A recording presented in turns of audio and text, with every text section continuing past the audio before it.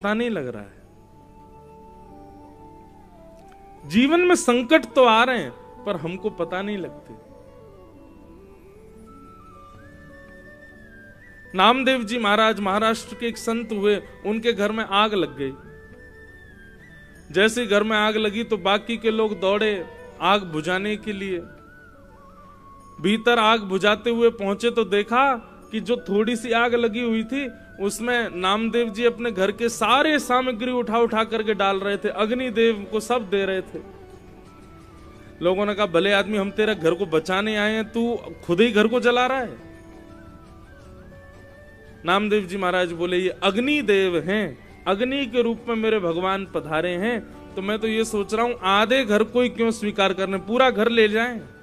ये आधे घर में ही क्यों आए हैं, पूरा घर क्यों नहीं ले रहे हैं। इसलिए बचे हुए घर को भी उनको दे रहा हूं। ये बात कहनी हुई, लोग तो पागल पागल कह करके चले गए। जैसे ही सब लोग बाहर गए, अग्निदेव में से भगवान श्री पंडरीनाथ प्रकट हो गए और प्रकट होकर नामदेव जी को हृदय से लगा लिया। वाह नामदेव, तुम्हारी श्रद्धा, तुम्हारे भाव को प्रणाम। तुम हमको सब जगह देख लेते हो। नामदेव जी बोले आप सब जगह नहीं हो भगवान। पृथ्वी जल अग्नि वायु आकाश पंच तत्वों में आपका निवास। आप अर्जुन से गीता में कहते हैं ईश्वर सर्वभूतानां हृदय से अर्जुन तिष्ठति।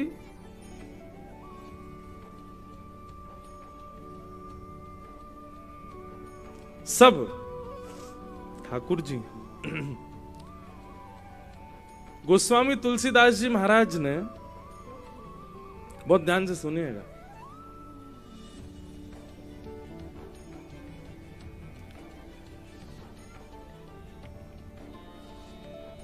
गोस्वामी तुलसीदास जी महाराज ने मानस जी में एक चौपाई अंकित करी और उस चौपाई में एक बात कही, सब प्रसिद्ध है, सबको याद है। सिया राम मैं सब जग जानी, करहूं प्रणाम जोरे जुग पानी। सिया राम में सब जग जाने। इस चौपाई का अर्थ क्या है? बोले सिया राम पूरे विश्व में विराज रहे हैं। पूरे विश्व मतलब जड़ वस्तु हो, चैतन्य वस्तु हो, वायु हो, वृक्ष हो, नदी हो, जानवर हो, जीव हो, पतंगा हो, चींटी हो, सब में सिया राम जी विराजमान है। सिया राम में सब जग जानी।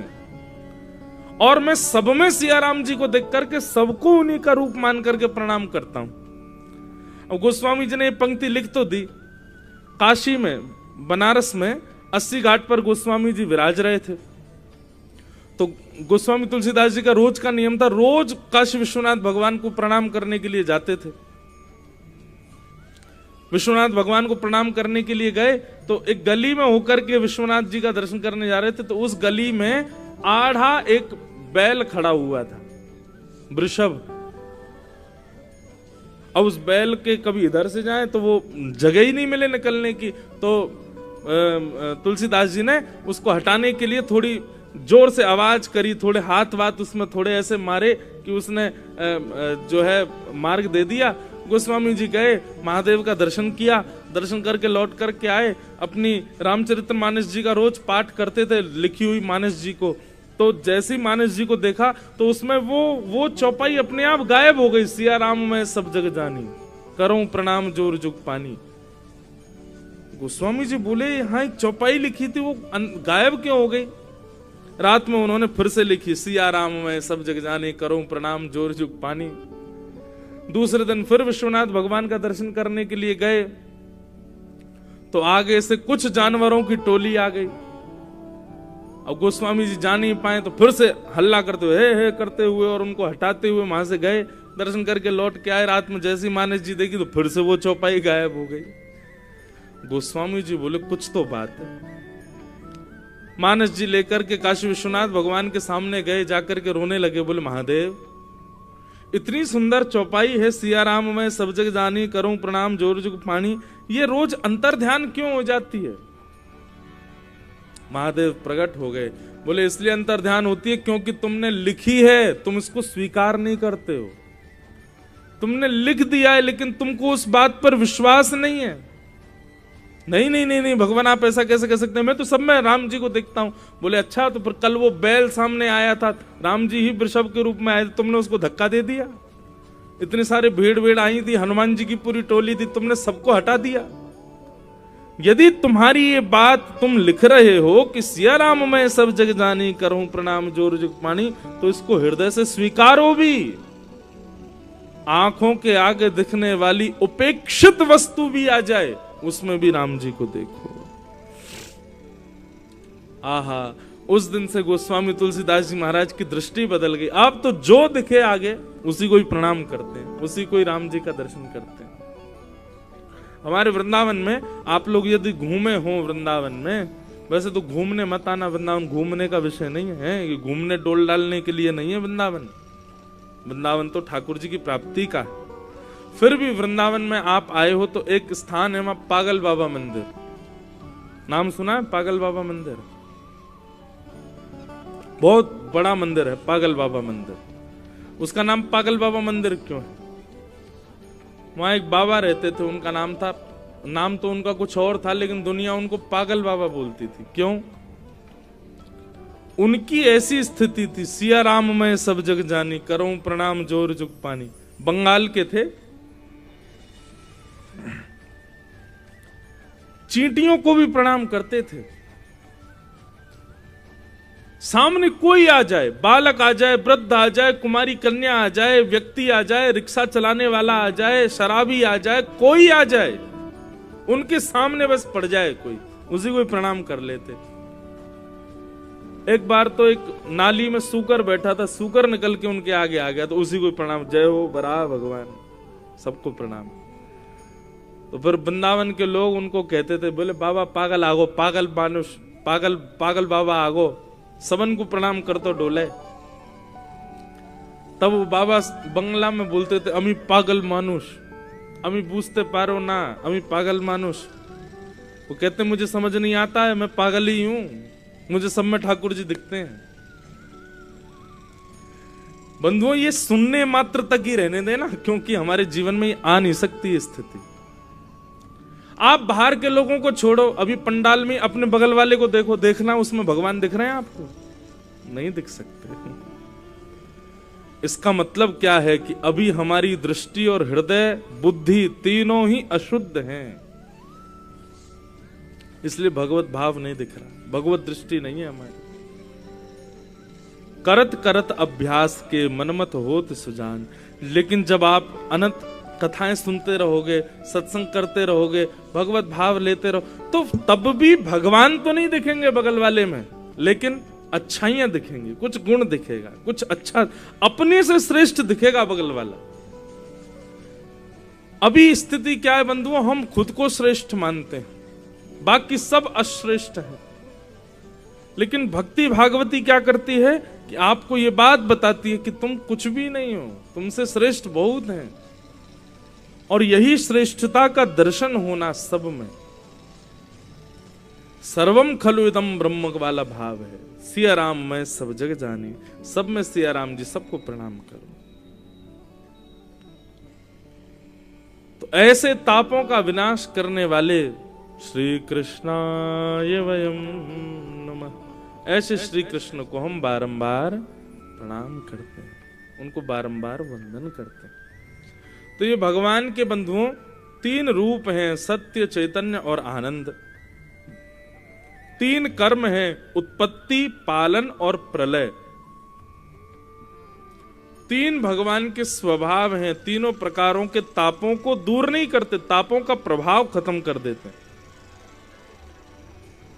कितनी भी बड़ी पीड़ा जीवन में आ जाए, आप रोओगे नहीं, आप टूटोगे नहीं, यदि आध्यात्मिक हो तो। ठाकुर जी इतनी कृपा करते हैं बंधु। कितना भी बड़ा विषाद जीवन में आ जाए, आपको पीड़ा नहीं हो सकती। हां, पीड़ा होगी, किस बात की होगी? मैं ठाकुर जी से दूर क्यों हूं, मैं कथा क्यों नहीं सुन पा रहा, मैं वृंदावन क्यों नहीं जा पा रहा। भगवत संबंधी भावों की पीड़ा हो सकती है, फिर संसार के अभाव की पीड़ा खत्म हो जाती है ठाकुर जी की शरणागति आने के बाद। और ठाकुर जी के आप मानते हो कि आप शरणागत हो गए हो, फिर भी सांसारिक पीड़ाएं बनी हुई हैं, तो अभी आप शरणागत हुए नहीं हो। आप तो एडमिशन लेने गए थे, लेकिन वहां पर एडमिशन हुआ नहीं है आपका। ठाकुर जी जिस दिन स्वीकार कर लेंगे उस दिन सांसारिक पीड़ा अनुभवी होनी बंद हो जाएगी, फिर विषाद नहीं होगा।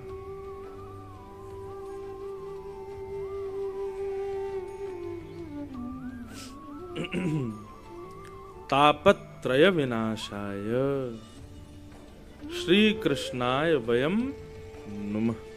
ऐसे श्री कृष्ण को हम बारंबार प्रणाम करते हैं। भागवत के महात्मा का प्रथम श्लोक। अब द्वितीय श्लोक में सुखदेव जी को वर्णन किया गया। यम प्रव्रजंत मनुपेत अपेत कृत्यम द्वैपायनो विरह का तर आजुहाव पुत्रेति तन्मय तया तरवो भिनेदु तम सर्वभूत हृदयम मुनिमान तोष्मि। और अब यहां से महात्मा का क्रम प्रारंभ होता है। बहुत ध्यान से सुनो। महात्मा का मतलब क्या? महत्व। कथा क्यों सुनी जाती है, क्यों सुनाई जाती है, ऐसा क्या है भागवत की कथा में, वो सब आज के क्रम में पता चलेगा। 88,000 सौनकादि ऋषियों ने हम आप सब मानवों के कल्याण के लिए नैमिषारण्य में एक यज्ञ किया, परंतु उस यज्ञ की पूर्णता में किसी को भी ऐसा अनुभव नहीं हुआ कि ये यज्ञ पूर्णता से मानव का कल्याण होगा। तब सौनकादि ऋषियों ने सूत जी महाराज से प्रश्न किए। अब यहीं से कथा सुनो। 88,000 सौनकादि ऋषियों ने सूत जी से प्रश्न किया। क्या प्रश्न किया? बहुत सुंदर। कि श्रेयसां यद् भवेत् श्रेय पावनानां च पावनम् कृष्ण प्राप्तिकरं शाश्वत साधनम तद्वदाधुना। बहुत ध्यान से सुनो महाराज। इस घनघोर कलिकाल में, इस भयावह कलिकाल में मानव के कल्याण का साधन क्या है? श्रेष्ठ से श्रेष्ठ, पवित्र से पवित्र कृष्ण प्राप्ति का साधन हमको बतलाइए इस कलयुग में। तब यहां से सूत जी महाराज कहना प्रारंभ करते हैं, और सूत जी कहते हैं भैया इस कलयुग में एक ही साधन है जिससे भगवत प्राप्ति हो सकती है, और वो क्या है? तो कालव्याल मुखग्रास त्रास निर्णास हेतवे श्रीमद्भागवतम शास्त्रम कलौकीरेण भाषितम्। कालव्याल मुखग्रास त्रास निर्णास हेतवे श्रीमद्भागवतम शास्त्रम कलौकीरेण भाषितम्। इस कलयुग में केवल और केवल श्रीमद् भागवत ऐसा शास्त्र है जो भगवत प्राप्ति करा सकता है। क्यों? क्योंकि भागवत ऐसा नहीं कि कथा सुनी 7वें दिन ही ठाकुर जी आपके आगे प्रकट हो जाएंगे, नहीं। श्रीमद् भागवत एक चिकित्सा करेगा। क्या? आपके हृदय से मृत्यु के भय को दूर कर देगा। श्रीमद् भागवत शास्त्र का अनुगमन करने वाले लोगों को फिर मृत्यु से भय नहीं लगता। आध्यात्मिक व्यक्ति की सबसे पहली पहचान क्या है बंधुओं? कि उसको मृत्यु का भय नहीं रहता है। माफ कीजिए, आप कितना भी नाम जप करो, कितना भी शंकर जी पर दूध चढ़ाओ, कितना भी कथाएं सुनो, लेकिन जैसे ही मृत्यु की कोई बात आती है तो भयभीत हो जाते हैं, विचलित हो जाते हैं। अभी आध्यात्मिक नहीं है, मृत्यु का भय नहीं होता। प्रहलाद जी महाराज को कितने प्रयास किए राक्षसों ने मारने के, लेकिन प्रहलाद जी को बिल्कुल भय नहीं हुआ। विभीषण रावण के यहां रहता था। रावण को जब पता चला कि राम जी का पक्षधर है विभीषण को देश निकाल दिया, लेकिन विभीषण भयभीत नहीं हुए। मीराबाई, भाई छोड़या, बंधु छोड़या, छोड़या सब कोई, सबने छोड़ दिया मीराबाई को, लेकिन भयभीत नहीं हुई। एक और थी करमेती बाई। करमेती बाई वृंदावन भाग करके पहुंच गई, तो उनकी एक बात कही जाती है कि करमेती बाई 3 दिन तक एक मरे हुए ऊंट के कंकाल के पीछे अंदर छुप के बैठी रही, मरे हुए ऊंट के कंकाल के भीतर छुपी बैठी रही।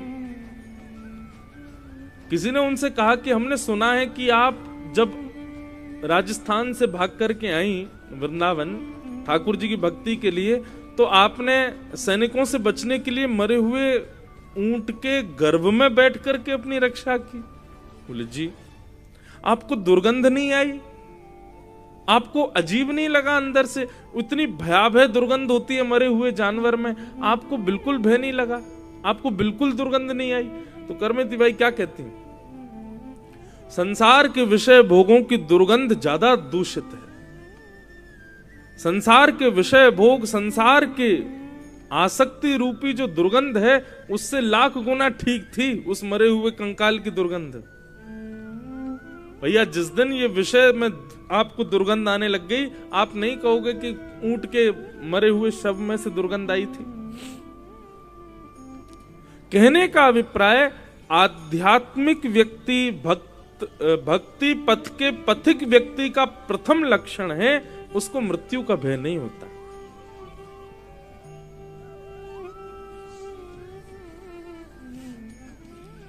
एक सत्य घटना सुना है। हमारे पूज्य पिताजी महाराज एक बार अमेरिका जा रहे थे, तो दिल्ली से डायरेक्ट 16 घंटे का फ्लाइट। जैसे ही उन्होंने टेक ऑफ किया दिल्ली से, हवाई जहाज ने उड़ान भरी, बस उड़ते ही एक इंजन में आग लग गई हवाई जहाज में। अब महाराज, हवाई जहाज के इंजन में आग लग जाए, चिंगारियां निकलने लग जाएं, क्या हाल होता है? और वो भी 16 घंटे का हवाई जहाज, और विदेशी हवाई जहाज बड़े और होते, बहुत सारे लोग होते हैं उसमें, तो सब चीखने लगे, चिल्लाने लगे। तो पायलट ने अनाउंसमेंट की कि भैया अभी हम हवाई जहाज को उतार नहीं सकते। क्यों? 16 घंटे की यात्रा का ऑयल भरा हुआ है हवाई जहाज में। अगर हमने हवाई जहाज को उतारा और धमक से जरा भी चिंगारी अगर वहां पहुंच गई तो सब मर जाएंगे। क्या करेंगे? बोले हम अपना वो टैंक खोल रहे हैं, फिर भी हमको 6 घंटे आकाश में घूमना पड़ेगा, तब हवाई जहाज उतरेगा। अब हवा में हजारों फीट ऊपर इतना ऑयल लेकर के इतने यात्रियों के साथ हवाई जहाज घूम रहा है ऊपर आकाश में। रो रो के बुरा हाल हो गया सब लोगों का।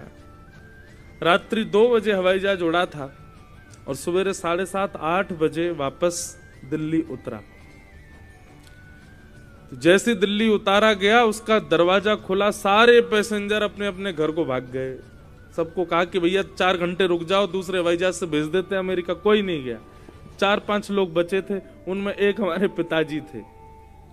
तो पिताजी महाराज से किसी न्यूज रिपोर्टर ने पूछा, महाराज जी आप लोग करीब 250-300 पैसेंजर थे, उसमें से अब ये गिनती के 10 लोग बचे हैं, आप वापस विदेश जाने को, मतलब अमेरिका जाने को तैयार है। 16 घंटे इतना भयावह एक्सपीरियंस करने के बाद अब आपको भय नहीं लगता? पिताजी बोले, भैया भय की तो पूछो मत, अब हम 9 घंटे 10 घंटे लेट हो गए। हमारे गोपाल जी हमारे साथ हैं, हमारी भागवत जी हमारे साथ हैं। तो 2 भाव मन में आ रहे थे, यदि बच गए तो गोपाल जी की ने रक्षा कर ली, ऐसा भाव आता, और यदि कुछ हो जाता तो ये रहता कि चलो गोपाल जी हृदय से तो लगे हुए थे, अंतिम क्षण में गोपाल जी तो संग में थे।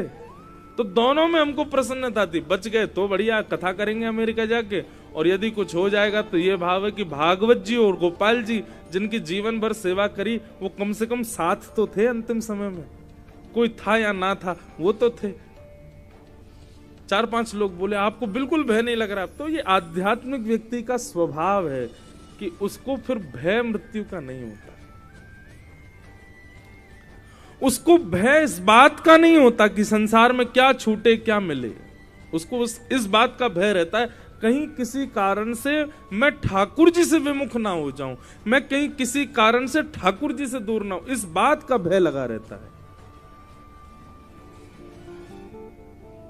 यह आध्यात्मिक व्यक्ति का लक्षण है।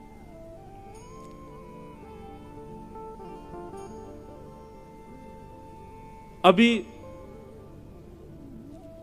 यदि इतना बड़ा चूहा भी अगर आप लोगों के बीच में आ जाए तो आप सब उछल जाओगे, कूद जाओगे, भाग जाओगे, इधर उधर हो जाओगे। क्यों? भय। हमको सबसे ज्यादा भय एक जीव से लगता है, छिपकली। सबसे ज्यादा भय लगता है, जबकि कुछ कहती नहीं है लेकिन फिर भी लगता है मुझे। और आप विश्वास माने किसी से पूछ लेना, कितनी बार ऐसा हुआ है कि व्यासपीठ पर आ जाती है, लेकिन जब यहां बैठा होता हूं तब नहीं लगता उससे भय। यहां से उतरते ही तो बस ये समझो कि काल है, साक्षात दिख नहीं जाए। मुझे सर्दियां इसलिए पसंद है, सर्दियों में दिखती नहीं है वो, सर्दियों में नहीं दिखती, पता नहीं कहां जाती है। इसलिए कभी कभी मन करता 12 महीना क्यों नहीं रहती सर्दी। अब हमारे तो क्या, हर 7 दिन में घर बदल जाता है, हर 7 दिन में हमारे कमरे बदल जाते हैं, हर 7 दिन में नई जगह पहुंच जाते हैं। तो जो पहले पहुंचते हैं उनसे कहते हैं भाई देखो कमरे में गद्दा नहीं हो चलेगा, एसी नहीं हो चलेगा, पंखा नहीं हो चलेगा, वो नहीं होनी चाहिए बस, उससे भय लगता है। कमरे में तो बच जाते हैं, लेकिन कई बार जंगलों में कथा होती है तो मंच पे आ जाती हैं, व्यासपीठ पे चढ़ जाती है। लेकिन यहां बैठ करके जब भगवत चर्चा कर रहे होते तब उससे भय नहीं लगता। अब प्रयास करते हैं धीरे धीरे कि ये भय भी निकले हृदय से। तो आध्यात्मिक स्थिति का ये प्रभाव है कि यहां भय निवृत्त हो जाते हैं और ये भय निवृत्तता ही आध्यात्मिक होने का लक्षण है। यदि कोई व्यक्ति भयभीत रहता है और अपने आप को भक्त कहता है तो गलत कह रहा है, वो भक्त नहीं है। फिर भक्त का स्वभाव भय नहीं है, निर्भय। अच्छा, स्वयं भी निर्भय। जैसे निर्भीक व्यक्ति कैसा, किसी के पास में बंदूक हो अपने आप को निर्भय माने, किसी के सिर पर नेता राजनेताओं के हाथ हों वो अपने आप को निर्भय माने, किसी के पिताजी बहुत धनवान, संपत्ति बहुत, वो अपने आप को निर्भय माने। ये सारे निर्भय मानने वाले एक दिन भयभीत हो जाएंगे, लेकिन जिसके ऊपर ठाकुर जी का हाथ रखा है वो सबसे बड़ा निर्भीक है, निर्भय। हम इस बात से निर्भीक हैं कि हमारे ऊपर ठाकुर जी का हाथ है, हमको भयभीत होने की आवश्यकता नहीं।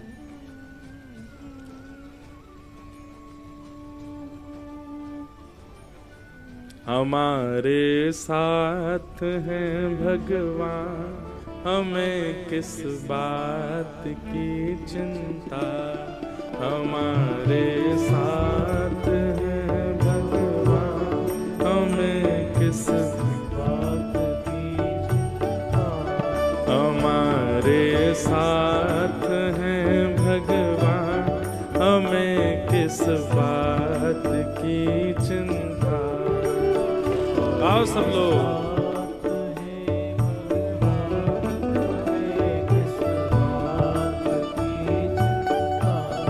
हमारे साथ हैं भगवान, हमें किस बात की चिंता। हमारे साथ हैं हमें किस बात की चिंता। हमारे साथ हैं भगवान, हमें किस बात की चिंता।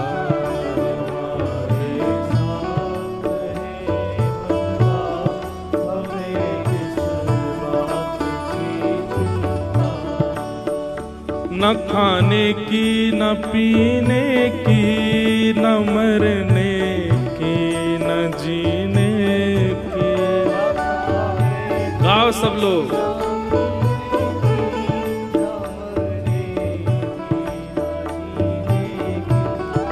न खाने की न पीने की, न मरने की न जीने की, ना खाने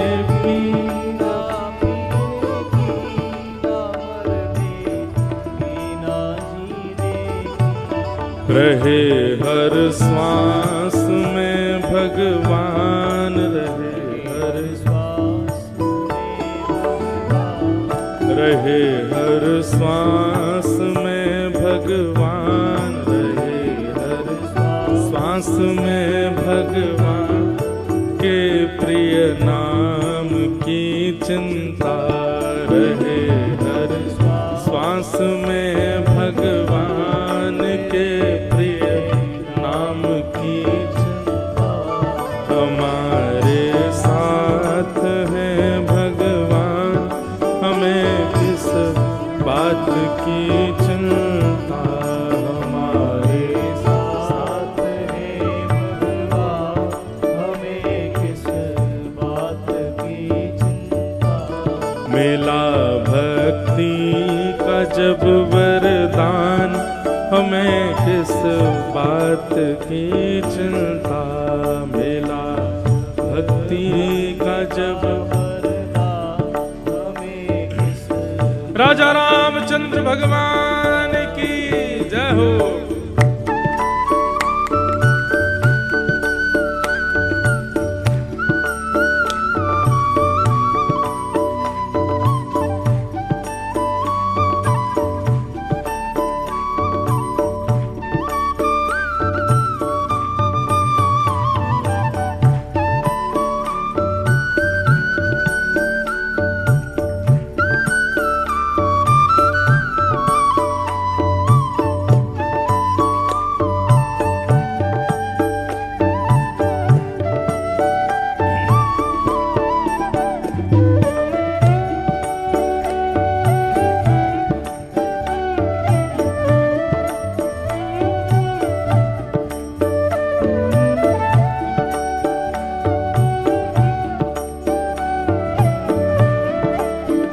भैया आप कहोगे महाराज जी ठाकुर जी साथ में हैं, हम चिंता क्यों ना करें, ठाकुर जी ने किसी की रक्षा की है? अरे किसकी नहीं की, ठाकुर जी ने रक्षा सबकी करते हैं। कि ध्रुव प्रहलाद गणिका गज अजामिल को उबारा था, कि ध्रुव प्रहलाद गणिका गज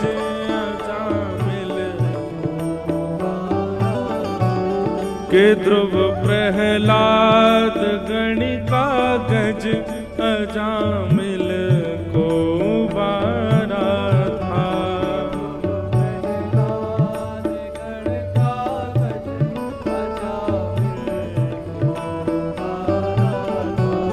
उन्हीं का कर रहे गुणगान, उन्हीं का कर रहे कर रहे गुणगान, उन्हीं का कर रहे गुणगान। तो फिर किस बात की चिंता, उन्हीं का कर रहे गुणगान, तो फिर किस बात की चिंता। हमारे साथ है भगवान, हमें किस बात की चिंता, हमारे साथ है भगवान, हमें किस बात की चिंता। मिला जब भक्ति का वरदान, हमें किस बात की चिंता, मिला जब भक्ति का वरदान, हमें किस बात की चिंता। हमारे साथ हैं भगवान, हमें किस बात की चिंता, हमारे साथ है भगवान, हमें किस बात की चिंता। बोल वृंदावन बिहारी लाल की।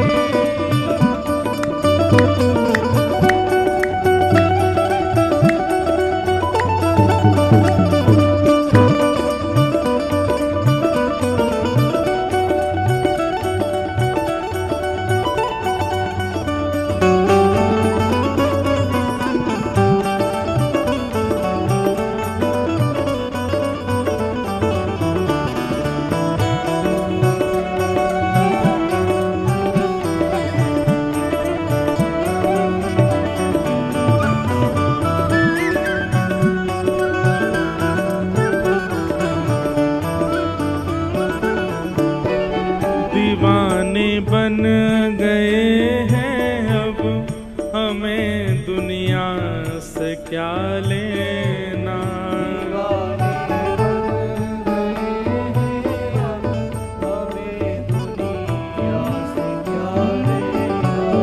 दीवाने बन गए हैं, अब हमें दुनिया से क्या लेना।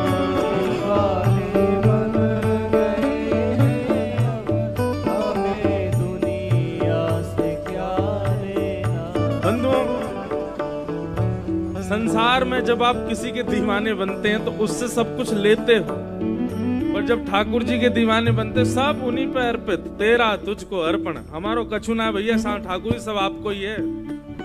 घर परिवार पत्नी सब आपके हैं नाथ। दीवाने बन गए हैं, अब हमें दुनिया से क्या लेना।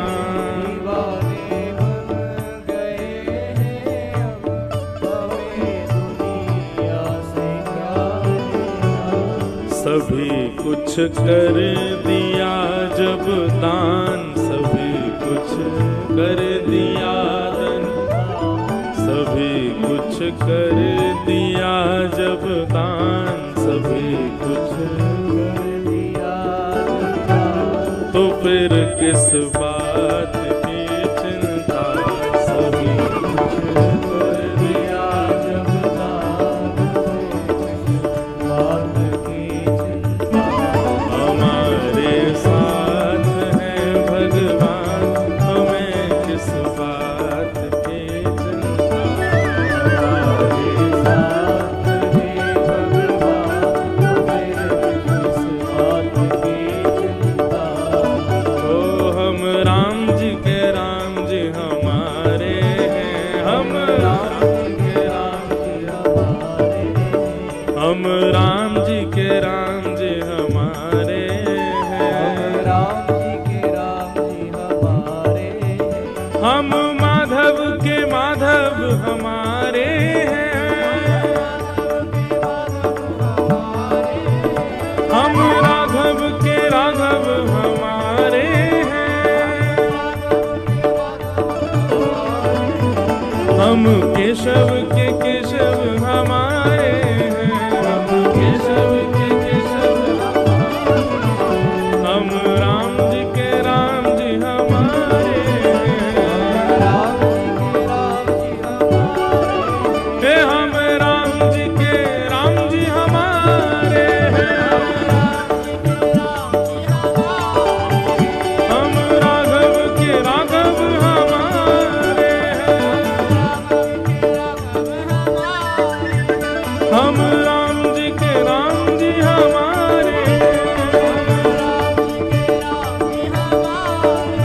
हैं, हम केशव के केशव हमारे हैं, हम माधव के माधव हमारे हैं, हम राघव के राघव हमारे हैं। गाओ हम राम जी के राम जी हमारे हैं, हम राम जी के राम जी हमारे हैं, हम राम जी के राम जी हमारे हैं, हम राम जी के राम जी हमारे बोलो वृंदावन बिहारी लाल। तो भैया भक्त का पहला लक्षण क्या है कि वो कभी चिंतित नहीं होता, कभी चिंता में नहीं। हाँ, भक्त चिंतन में रहता है, चिंता में नहीं। जिसको बहुत चिंता हो रही है, और चिंता भी कैसी, सांसारिक चिंता, धन की चिंता, व्यापार की चिंता, बच्चों की चिंता, पढ़ाई लिखाई की चिंता, प्रॉपर्टी की चिंता, पत्नी की चिंता, अपने स्वास्थ्य की चिंता। अच्छा, एक और बात कहें, अत्यंत विषय भोगी लोग भी ऐसे ही होते हैं। बहुत सावधानी से सुनो, कोई आए जाए आप बस हमको देखो। अत्यंत विषय भोगी लोग वो भी ऐसे ही होते हैं, उनको भी किसी की चिंता नहीं होती। पूरे दिन पी के पड़े रहते हैं, पूरे दिन बस उल्टे सीधे कामों में लगे रहते हैं, उनको भी किसी की चिंता नहीं होती। न बच्चों की चिंता, न परिवार की चिंता, न किसी की चिंता। पर कहीं ना कहीं वो अपनी इच्छा तो पूरी कर रहे हैं, वो अपनी चिंता तो कर रहे हैं कि हमको पीनी है, हमको खाना है, हमको ऐसे करना है। पर भक्त ऐसा नहीं। चिंता ना करने का मतलब, भक्त का मतलब ये नहीं कि आलसी हो जाओ, पड़े हुए हैं महाराज, अब जो होगा सो ठाकुर जी कर लेंगे, ऐसा नहीं। देव देव आलसी पुकारा, देवताओं के भरोसे नहीं पड़े रहना, अपने कर्म का निर्वहन करना है, कर्म के फल की चिंता नहीं करनी, अपने कर्म का निर्वहन करते रहो। अच्छा होगा कि बुरा होगा वो चिंता छोड़ता है। इसका आप, क्योंकि कई लोग कथा का अर्थ गलत लगा देते हैं।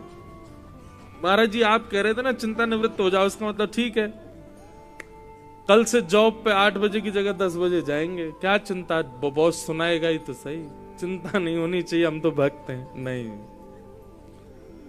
कर्म का निर्वहन तो पूर्णता करे, पर उसके फल पर कोई चिंता ना करे, उसकी कोई चिंता नहीं।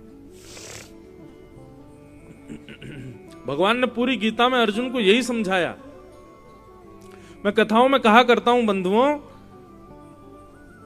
भगवान श्री कृष्ण अर्जुन के मित्र हैं, इतने खास, इतना खास हमारा कोई हो जाए, इतना खास तो बहुत दूर की बात है, हल्का सा कोई सामान्य सा कोई व्यक्ति जो ऊंची पदवी पर, वो भी हमारा खास हो जाए तो हम उसके पीछे पड़ जाते हैं, जे काम करवा दे भैया, हमारा जे काम करवा दे, ये काम निकलवा दे, यहां से ऐसे करवा दो, वहां से हमारी ये प्रॉपर्टी का ये करवा दो।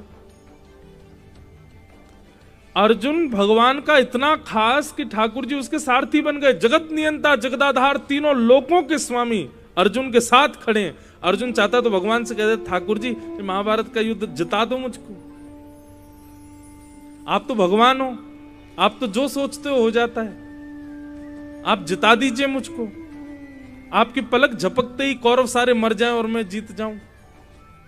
क्या भगवान के लिए ये दुविधाजनक है क्या? क्या भगवान के लिए बहुत मेहनत वाला काम है क्या? नहीं, ठाकुर जी एक पलक झपकेंगे और उतने में ही कौरव सब खत्म। पर भगवान ने अर्जुन को आलसी नहीं बनाया। पूरी गीता में कितनी बार भगवान कहते हैं युद्ध च युद्ध च युद्ध च, युद्ध कर युद्ध कर। कई बार परिस्थिति ऐसी होती थी, अब क्या करूं अब क्या करूं, हाथ पांव कांपते थे, भगवान कहते कांपा मत कर, बुद्धि लगा, युद्ध कर, निकाल अपना धनुष बाण, लग जा, मैंने तुझे ज्ञान दिया है, उस ज्ञान का मनन चिंतन करता रहा कर अर्जुन। और सबसे पहली बात, सबसे विशेष बात, तुझे जीतना है इस भाव से युद्ध मत कर, तुझे अपना कर्म करना है। बंधु ये फिलॉसफी हम समझ नहीं पाते। हाँ वो बात ठीक है कि हर व्यक्ति कर्म जीतने के लिए ही कर रहा है, पर जीत मिलना ना मिलना ये ठाकुर जी के हाथ में, वो देंगे कि नहीं। आप क्यों सोच लेते हो पहले से ही? उसका विचार मत करो, बस अपना कर्म करो। आपका कर्म यदि साफल्य होगा, कर्म यदि श्रेष्ठ होगा, तो फल श्रेष्ठ मिलेगा। भगवान ने अर्जुन को यही समझाया, बोले तू हारेगा कि जीतेगा इसका विचार मत कर अर्जुन, बस तू अपना युद्ध कर, बिना जीतने हारने की भावना से। क्योंकि कर्मण्येवाधिकारस्ते मां फलेषु कदाचन, तुम्हारा अधिकार केवल कर्म पर है, फल पर नहीं है। फल देने का अधिकार मेरा है, और वो मैं अब दूं कि 10 वर्ष बाद दूं कि 50 साल बाद दूं कि अगले जन्म में दूं, वो मेरे हाथ में। इसलिए तुम पहले से सोच के दुखी मत हो। कई बार ऐसा होता है, आप अभी अच्छा कर रहे हो और उसके बाद भी आपके साथ कुछ अच्छा नहीं हो, फिर लोग आते हैं, महाराज जी हम तो बहुत अच्छा करते हैं, सबके साथ बढ़िया करते हैं, मेरे साथ ही बुरा क्यों होता है, मुझे अच्छे का फल कब मिलेगा? वो ठाकुर जी के हाथ में। ठाकुर जी चाहें तो अगले जन्म में भी दे सकते हैं। कई बार हमने ऐसे लोग भी देखे हैं, महानिकृष्ट, सारे गलत काम करते हैं फिर भी इतने सुखी हैं, क्योंकि पूर्व जन्म का कर्म भोग रहे हैं अपना। इसलिए भैया व्यक्ति दुखी क्यों है? क्योंकि कर्म पहले विचार कर ले, फल पहले ही विचार कर ले। कर्म अभी किया नहीं है, आज लेटर आ गया कि तुम्हारी जॉब लग गई, बस लेटर देखते ही नेत्र बंद हो जाते हैं। हाँ, कल से सुबह जाऊंगा, जॉब करूंगा, 1 महीने की पहली कमाई आएगी, इतना माँ को दे दूंगा, इतना पिताजी को, इतना अपने पास रखूं, फिर मित्रों को पार्टी दूंगा, फिर थोड़ा और 6 महीने तक बढ़िया काम करूंगा, 6 महीने बाद फिर मेरा प्रमोशन हो जाएगा, फिर मेरी सैलरी बढ़ जाएगी, फिर ऐसा होगा, फिर वो जो इकट्ठा करूंगा ना उससे फिर मैं एक घर बना लूंगा, फिर घर में रहेंगे, फिर हम वहां उस वाली कॉलोनी में रहा करेंगे, वहां पे बढ़िया घर। अभी जॉब पे गया भी नहीं है, वो घर भी बन गया उसका, उसमें ये वाला गीजर लगवाऊंगा, ऐसा वाला एसी लगवाऊंगा, माँ इतना बड़ा वाला टीवी, उसमें बैठ के बढ़िया अपना तुम सीरियल देखा करना, फिर मेरी और प्रमोशन बढ़िया हो जाएगा, फिर मेरा 2 साल का एक्सपीरियंस हो जाए, फिर मैं जॉब छोड़ दूंगा, फिर मैं अपना बिजनेस लगाऊंगा, इतना पैसा मुझ पे आ जाएगा, कुछ पिताजी दे देंगे, फिर वहां बिजनेस लग जाएगा मेरा वहां पे। फिर वो मेरा एक दोस्त है, रोता रहता है, मुझे कुछ करवा दो, उसको मैं पार्टनर बना लूंगा अपने साथ, उसके साथ बैठ के फिर बढ़िया बिजनेस करेंगे, बिजनेस करके पूरे गुना पे हमारा वर्चस्व होगा, बड़े बड़े होर्डिंग लगे होंगे हमारे बिजनेस के। फिर एक व्यक्ति मुझसे रीच करके अपनी बेटी का मुझसे ब्याह करा देगा, उससे ब्याह कर लूंगा। डिमांड होगी मेरी सुंदर होनी चाहिए, कि गाड़ी मिलनी चाहिए, फिर गाड़ी आ जाएगी, ब्याह कर लूंगा, फिर मेरे 3-4 बच्चे हो जाएंगे, उन बच्चों को मैं ग्वालियर पढ़ाने ले जाऊंगा, बेटी हुई तो उसको इंदौर पढ़ाऊंगा, वहां पे साहब अभी जॉब कल से लगनी है, उसकी 6 घंटे बचे हैं अभी जॉब पे जाने में, पहले ही सोच लिया उसने। और विश्वास मानिए, जैसे ही आपने ये सारी बातें सोची, फिर ठाकुर जी पासा करते हैं, अच्छा ये लो, जितना सोचा सब धराशायी, तुम्हारा अधिकार फल पर नहीं है, तुम्हारा अधिकार केवल कर्म पर है, तुम उस पर ध्यान दो, फल देने को मेरे ऊपर छोड़ो। मुझसे ज्यादा अच्छा जानता है क्या कोई कि तुमको कब किस वस्तु की आवश्यकता है? हम जैसा विश्वास मानिएगा बंधुओं, हम जैसा चाहें वैसा जीवन यदि बन गया ना, हम ही राक्षस हो जाएंगे। वास्तव में हम लोग मानव इसलिए बने हुए हैं क्योंकि हम जैसा चाहते हैं वैसा हमको मिलता नहीं है। रावण का निर्माण क्यों हो गया? क्योंकि वो जो चाहता था मिल जाता था उसको। और एक बात और, अगर यहां कोई ऐसा व्यक्ति बैठा वो जो चाहता है उसको मिल जाता है, समझ जाओ कहीं तुम्हारा राक्षसत्व ना हो जाए। चाहने पर वस्तु का ना मिलना ये भगवान की कृपा है। ठाकुर जी तुम पर दृष्टि, अब बच्चे हैं, छोटे छोटे बच्चे हैं, यहाँ कितने सारे बच्चे हैं, इन बच्चों की चाह यदि माता पिता पूरी करने लग जाएं, क्या होगा? बिगड़ जाएंगे बालक। बच्चा तो हर वो वस्तु चाहता है, खिलौना दिला दो, ये पिला दो, ये खिला दो, मेले में ये करवा लाओ। और ऐसे बच्चों को माता पिता उनसे और बचा के रखते हैं जो उनको बात बात पे उनकी बात पूरी कर दे। जैसे मामा कभी कभी आता है बच्चों के पास, उनको ले जाएगा गोद में भर के, दुकान से दिला लाएगा, तो माँ डांटती है, अरे तू क्यों ले जाता, उसको डॉक्टर ने मना किया, ये सब खाना पीना ठीक नहीं है उसके लिए। बच्चों की इच्छा पूर्ति यदि बहुत होती है तो निश्चित है बच्चे बिगड़ेंगे। ठीक वैसे ही अगर हम मानवों की इच्छाएं बहुत पूरी हो रही हैं तो निश्चित है कि हमारे भीतर रावण प्रकट हो चुका है और उसका निर्माण ठाकुर जी करवा रहे हैं। लेकिन आप कुछ विचार करते हो और वो पूर्ण नहीं होता है तो मुस्कुराइए, ठाकुर जी की कृपा है आपके ऊपर।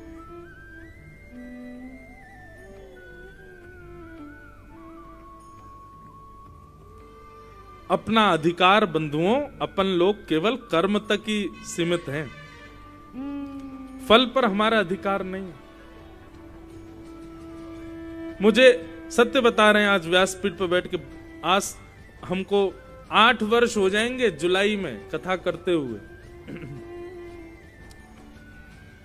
बहुत करीब 10-12 वर्ष पुरानी बात है। किसी एक व्यक्ति ने, वो रेखा पढ़ना जानते थे माथे की, उसने माथे की रेखा देख करके हमसे कहा कि आप जीवन में कभी व्यासपीठ पर नहीं बैठ पाओगे।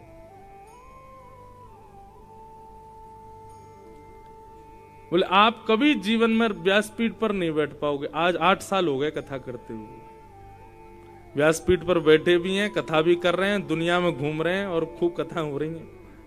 अब वो रेखा पढ़ने वाले पंडित जी आते तो ऐसे ही आते। मैंने कहा कहां गए भैया, कथा चल रही है खूब, क्या करोगे अब? पहले से ही फल का विचार मत कीजिए बंधु, आप अपना कर्म सुदृढ़ रखो। कर्म में इतना बल है, इतना बल है कि वो आपके पूर्व नियोजित आपके ग्रह नक्षत्र जो बिगड़े होंगे उनको भी सही कर दे। शनि की 7.5 किसी ने बता दी कि शनि की 7.5 जीवन में आ गई, आप उसी दिन शुद्ध हो जाइए, अपने कर्म के प्रति सजग हो जाइए। जो 7.5 वर्ष भयावह होते हैं ना, उसी 7.5 वर्ष में व्यक्ति यदि शुद्धता, पवित्रता, बुद्धि, मन की सब कुछ बिल्कुल पवित्र कर ले और कर्म का निर्वहन करे तो वही 7.5 साल में कुछ बन जाएगा। ये ग्रह नक्षत्र जितने भी हैं ना, इनको परास्त करने की सामर्थ्य केवल 2 वस्तुओं में, एक तो भगवान नाम और दूसरा आपका कर्म। ये दोनों ग्रह नक्षत्रों को बदल करके रख सकते हैं। इसलिए भैया भयभीत मत हो। आध्यात्मिक भक्ति पथिक व्यक्ति का लक्षण है कि वो कभी भयभीत नहीं होता, सदा निर्भीक रहता है, निर्भय। और श्रीमद् भागवत यही करती है।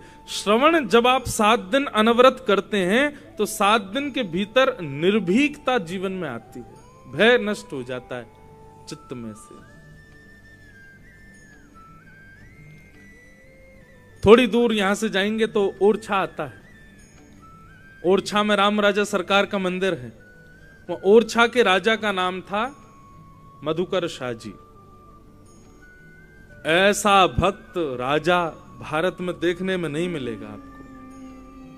वे राजा भी थे और ठाकुर जी के परम भक्त श्री मधुकर शाह जी। तो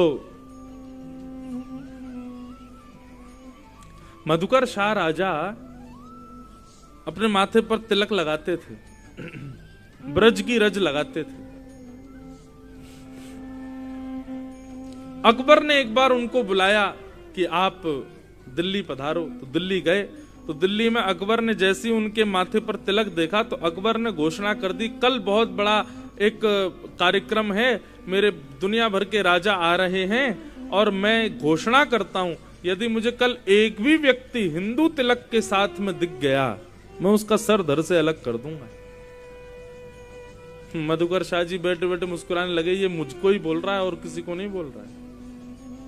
अगले दिन मधुकर शाह जी ने और बड़ा तिलक लगाया। वो पहले तो छोटा लगाते थे और बड़ा तिलक लगा के मुकुट वुकुट पहन करके बढ़िया, गले में खूब सारी जो है तुलसी की माला वाला पहन करके बढ़िया बिल्कुल इत्र लगा करके चंदन पीला पीला पूरे गालों तक अर्पित करके अब मधुकर शाह जी पहुंचे। अकबर ने जैसे ही देखा नेत्र लाल पड़ गए उसके। उसने तलवार निकाल करके कहा, वैसे तो आप मेरे मित्र हो पर मैंने कल उद्घोषणा की थी, मैं भारत का राजा हूं, मेरी बात यहां के राजाओं को माननी पड़ेगी। आप तिलक लगा करके क्यों आए हैं? मेरी कल की उद्घोषणा भूल गए, मैं सर धड़ से अलग कर दूंगा। तो मधुकर शाह जी ने अपनी तलवार निकाली और निकाल करके बोले, इस सभा में जितने राजा बैठे सबको चुनौती देता हूं मैं, जब तक मेरे माथे पर तिलक रहेगा तब तक मेरे गले का स्पर्श नहीं कर पाओगे। हाँ, लड़ते लड़ते पसीने में यदि तिलक बह गया और तिलक हट गया उसके बाद भले मेरा सर कट जाए, लेकिन जब तक मेरे माथे पर तिलक है मैं चुनौती दे रहा हूं विश्व के राजाओं को, आप मेरा गला काट के तो दिखाओ, और नहीं विश्वास होता तो आओ मैदान में लड़के दिखाओ। ऐसी उनकी डंकार सुनकर के, उनकी उनकी उनकी उस दहाड़ को सुनकर के अकबर ने अपनी तलवार म्यान में रख ली, बोले कि ठीक है आपके लिए छूट है, आप तिलक लगा सकते हो, बाकी कोई नहीं लगा के आएगा। निर्भीकता, निर्भय। भक्ति डरना नहीं सिखाती। कथा, भक्ति भाव, वैष्णवता, आध्यात्मिकता, इसके आने के बाद व्यक्ति को भय नहीं लगता है, व्यक्ति निर्भीक हो जाता है। इसलिए ये निर्भीकता यदि जीवन में आ रही है तो इसको प्रमाण मानिए कि आपके अंदर भक्ति आ रही है। तो श्रीमद् भागवतम शास्त्रम कलौकीरेण भाषितम। श्रीमद् भागवत रूपी शास्त्र एकमात्र ऐसा शास्त्र है जो कलिकाल में यदि कोई भाव से कथा श्रवण कर ले तो निश्चित है उसको भगवत प्राप्ति हो जाएगी, क्योंकि भागवत निर्भीक बनाती है, निर्भय बनाती है। तब प्रश्न किया, बोले महाराज ये भागवत की कथा सबसे पहले किसने किसको सुनाई, कृपा करके हमें ये बताइए। तब कहा कि भैया सबसे पहले ये भागवत की कथा सनक सनंदन सनातन सनत कुमारों ने श्री नारद जी को भक्ति ज्ञान वैराग्य की पुष्टता के लिए सुनाई थी। कथा ऐसे आती है बंधुओं के, नारद जी पृथ्वी पर भ्रमण करने के लिए आए और पृथ्वी पर आकर के उन्होंने पृथ्वी को जैसा सुना था उससे बिल्कुल परे पाया। पृथ्वी जैसी सुनी गई थी उसके बिल्कुल परे।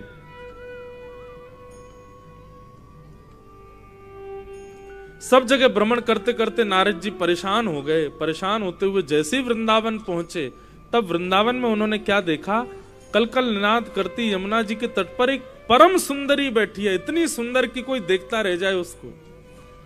और उस परम सुंदरी की गोद में दो वृद्ध लेटे हुए हैं और वो रुदन कर रही है, विलाप कर रही है, रो रही है वो सुंदरी। नारद जी महाराज बोले ये क्या, कौन है, इसके दादा हैं, किसके नाना हैं, इसकी गोद में ये दो वृद्ध कौन है और ये रो क्यों रही है। और क्या देखा कि उस सुंदरी की सेवा में असंख्य नर नारी लगे हुए हैं, कोई उसके लिए जल ला रहा है, कोई भोजन ला रहा है, सब सेवा में लगे, लेकिन फिर भी वो दुखी है। तब नारद जी ने उस सुंदरी से पूछा कि देवी तुम कौन हो और तुम्हारी गोद में दो वृद्ध कौन है। तब उसने अपना परिचय देते हुए कहा, अहम भक्ति ऋतिख्याता इमो में तनयो मतौ ज्ञान वैराग्य नामानो काल योगेन जर्जरो। मैं भक्ति हूं, मेरा नाम भक्ति है। और ये दो जो मेरी गोद में लेटे हैं वृद्ध, ये दोनों मेरे बेटे हैं। इसका नाम ज्ञान है, इसका नाम वैराग्य है।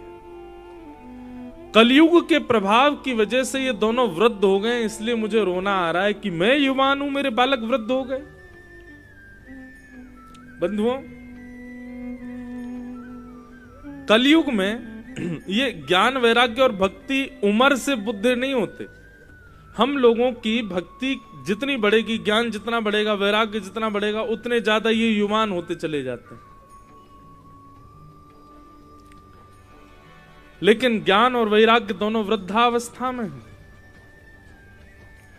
कलयुग में स्थिति क्या है हम लोगों की, भक्ति तो है हमारे भीतर, लेकिन ज्ञान और वैराग्य नहीं है।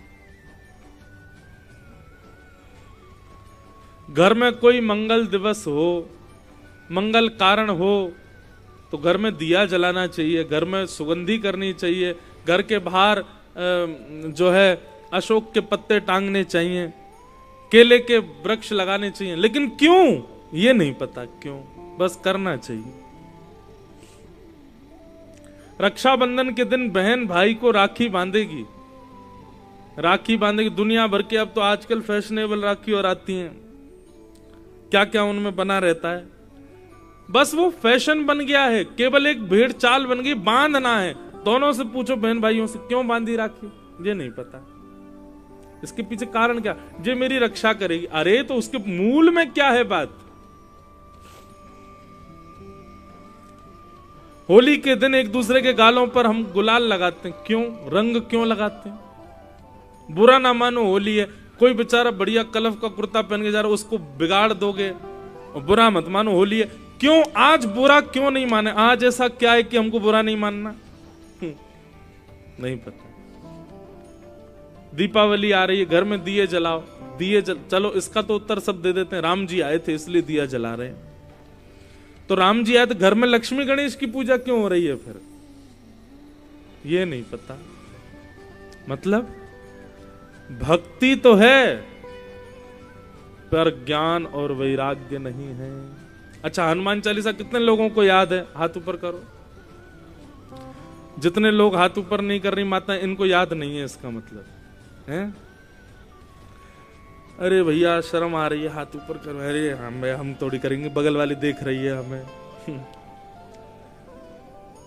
हनुमान चालीसा सबको याद है ना?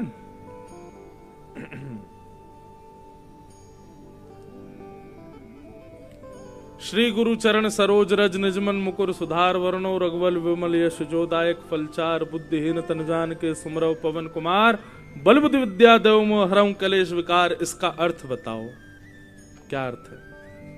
अरे कहां तक कहें? एक जगह तो मैं कथा में कहीं गया था मैं, तो वो बोला महाराज जी संस्कृत है, हमको कैसे? मैंने संस्कृत है ये संस्कृत है? तुमको इतना नहीं पता ये संस्कृत नहीं है, ग्रामीण भाषा और है। क्या बताएं? तो भक्ति तो है लेकिन ज्ञान शून्य, वैराग्य शून्य भक्ति है हम लोगों की। बस कर रहे हैं, क्यों कर रहे हैं ये किसी को नहीं पता।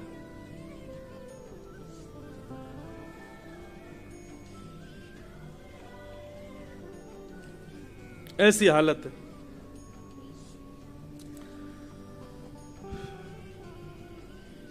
प्रभु श्री राम का मंदिर बनने वाला है। अब हम तो यहीं गुना में रहेंगे, निमंत्रण तो आया पर कैसे जाएं कथा छोड़ के, इसलिए यहीं पर अयोध्या प्रकट करेंगे 22 तारीख को। कथा 22 को तो होगी, फिर कथा के बाद में कुछ करेंगे, देखते हैं क्या करेंगे। कुछ उत्सव तो मनाएंगे प्रभु श्री राम जी का, भजन कीर्तन करेंगे, कुछ बाहर थोड़ा दीप मालिकाओं से थोड़ा सजाएंगे, कुछ और भी कुछ भाव बनेगा। आज हमारे श्याम जी आदि सब मिलके बैठ के बात कर लेंगे क्या करेंगे 22 कुछ तो करेंगे भाई। हमारी तो वहां सीट है लेकिन फिर भी नहीं जा रहे, हम तो यहां कथा करेंगे। तो राम जी का मंदिर बनना है। सनातन की अलग जग गई है पूरे भारत में, जिसको देखो वही ध्वजा लेकर के घूम रहा है, जिसको देखो जय श्री राम गुदवाए घूम रहा है, जिसको देखो अपने महाराज श्री राम जानकी बैठे मेरे सीने में, यहीं पे ही टेंटू लगवा लिए राम जानकी जी के। लेकिन उनसे आप 4-5 बातें पूछ लो, नहीं बता पाएंगे। ठीक है, अच्छी बात है कि भक्ति जग रही है, पर ज्ञान के बगैर भक्ति आएगी तो भक्ति निराश रहेगी। जैसे अभी यहां दिख रही है, भक्ति है तो युवा लेकिन उदास है। क्यों? क्योंकि उसके पुत्र ज्ञान और वैराग्य प्रसन्न नहीं है।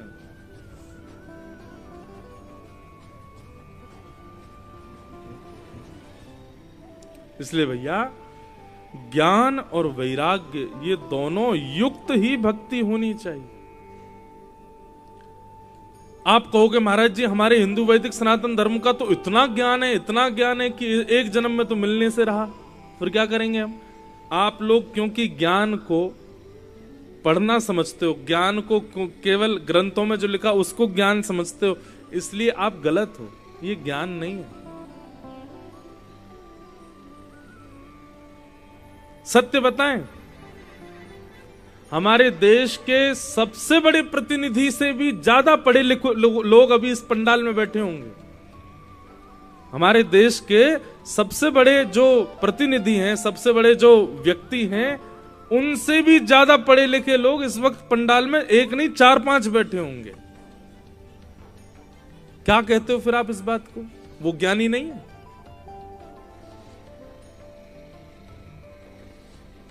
और बानर तो पढ़ना ही नहीं जानते थे, बानरों को तो बोलना ही नहीं आता था, बंदरों को तो कुछ कहना ही नहीं आता था। वो बंदर राम जी के संग रहते तो परम विद्वान परम ज्ञानी रावण, उसको ठाकुर जी उठा करके फेंक देते हैं, उसकी लंका जला देते हैं। तो इसमें अब यहां क्या समझोगे आप, ज्ञान क्या है? ज्ञान का मतलब बहुत नॉलेज होना नहीं होता। ज्ञान का मतलब बहुत ज्यादा पता होना नहीं होता। ज्ञान का मतलब हर विषय की जानकारी होना नहीं होता है। ज्ञान का मतलब विवेकी होना, सद असद की पहचान होना, सही गलत का अनुपात जानना, इसको ज्ञान कहते हैं। और ये ज्ञान ना तो आपको गुरुकुल में मिलेगा, ना ही आपको स्कूल में मिलेगा, ना आपको कॉलेज में मिलेगा, ना यूनिवर्सिटी में मिलेगा। ये विवेकी होना तो आपको केवल और केवल सत्संग में मिलेगा।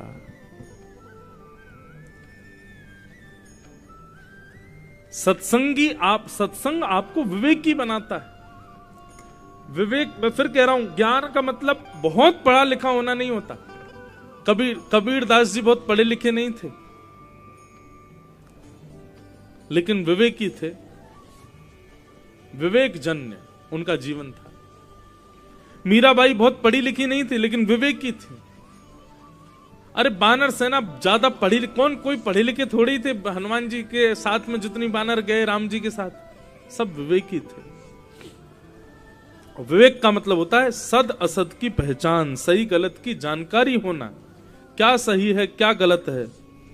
अस्तो मां सदगमया तमसो मां ज्योतिर्गमया।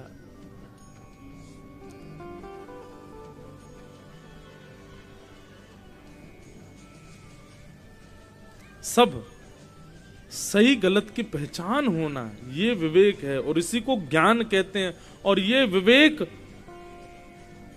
केवल सत्संग में मिलेगा। बिनु सत्संग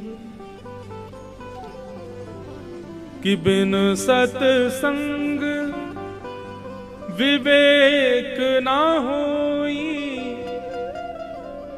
राम कृपा बिन सुलभ न सोई।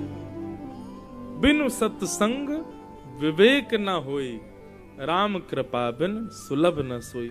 इसी पंक्ति को श्रीमद् भागवत में कितनी सुंदर बात से कहा, क्या कि भाग्योदयेन बहुजन्म समर्जितेन सत्संग मम च लभते पुरुषो यदा वै, अज्ञान हेतु कृतमोह मदांधकार नाशम विधाय हितदोदयते विवेक। बहुत जन्मों के जब भाग्य उदित होते हैं तब जाके सत्संग मिलता है, और बहुत सत्संग जब जीवन में आ जाता है तब विवेक जन्म लेता है, तब ज्ञान आता है। ये विवेक बुद्धि होना, इसको ज्ञान कहते हैं। और विवेक केवल सत्संग में प्राप्त होगा, सत्संग से। सत्पुरुषानाम संग इति सत्संग, सद ग्रंथानाम संग इति सत्संग, सद वस्त्रानाम संग इति सत्संग। सत्संग का मतलब भी केवल ये नहीं होता कि कथाएं सुनना, इसको भी सत्संग नहीं कहते। हम कैसे व्यक्ति का संग करते हैं, कैसा भोजन करते हैं, कैसे वस्त्र पहनते हैं, कैसे माहौल में रहते, सब सत्संग कहलाता है, सब सत्संग। ऐसा सत्संग फिर विवेक को जन्म देता है, और वही विवेक ज्ञान कहलाता। उसी ज्ञान से ही भक्ति प्रसन्न होती है। बहुत बहुत चिंतन करके सुनिएगा बंधुओं कथा।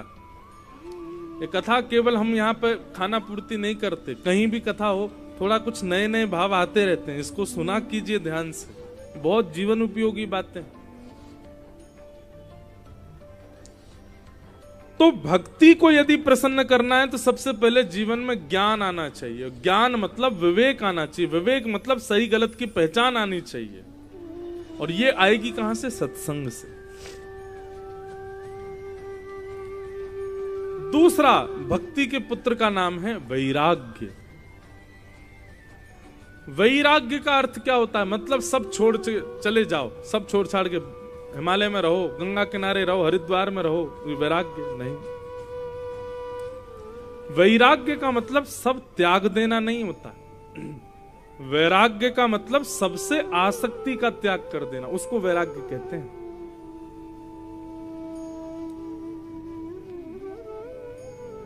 आपके सामने आपकी मनपसंद वस्तु रख दी जाए और आप उसको खाओ ना, ये वैराग्य नहीं है। आपके सामने आपकी मनपसंद वस्तु रख दी जाए और तब भी आपकी जीभ में पानी ना आए, इसको कहते हैं वैराग्य। वस्तु सामने है और आपको खानी नहीं है, ये तो कोई भी कर लेगा, लेकिन उस वस्तु पर मन भी ना मचले, इसको वैराग्य कहते हैं। बहुत ध्यान से सुनिए। वैराग्य का मतलब वस्तु का त्याग नहीं, वस्तु के प्रति जो हमारी इच्छाएं हैं उन इच्छाओं का त्याग, उसको वैराग्य कहते हैं। वैराग्य का संधि विच्छेद करो, राग रहित जो है उसको वैराग्य कहते हैं। राग रहित मतलब आसक्त रहित, उसको वैराग्य कहते हैं। वैराग्य ये जीवन में जब आएगा तब भक्ति प्रसन्न होगी। अपनी मन की इच्छानुसार हर वस्तु का सेवन करना, हर वस्तु को अपना लेना, जो मन कहे उसी वस्तु का सेवन करना, जो मन कहे उस स्थान पर चले जाना, जो मन करे उस वस्त्र को पहन लेना। मन की इच्छाओं के अधीन रहने वाला व्यक्ति आध्यात्मिक नहीं बन पाएगा। मन की इच्छाओं के अधीन रहने वाला व्यक्ति कभी भक्त नहीं बन पाएगा, उसको मन की इच्छा मारनी पड़ती। और एक समय ऐसा आता फिर मन में कोई इच्छा ही नहीं आती, भगवत संबंधी इच्छा आती है जितनी आती। इसको कहते हैं वैराग्य। तो ज्ञान और वैराग्य इन दोनों की पुष्ट ये दोनों जब पुष्ट होंगे तब भक्ति प्रकट होगी। तो ज्ञान और वैराग्य दोनों वृद्ध हो गए। भक्ति महारानी ने नारद जी से कहा कि नारद जी मेरे दोनों पुत्रों को आप युवान करो, तब तक मुझे शांति नहीं मिलेगी। तब नारद जी महाराज ज्ञान और वैराग्य की प्रबलता के लिए भ्रमण करते करते करते बद्रीनाथ पहुंचे और बद्रीनाथ में जाकर के उन्होंने सनक सनंदन सनातन सनत कुमारों से कहा कि ज्ञान वैराग्य और भक्ति की प्रसन्नता कैसे संभव है, कृपा कर मुझे बताओ। तब उन्होंने 5 प्रकार के सत्कर्म बताए। कौन कौन से सत्कर्म?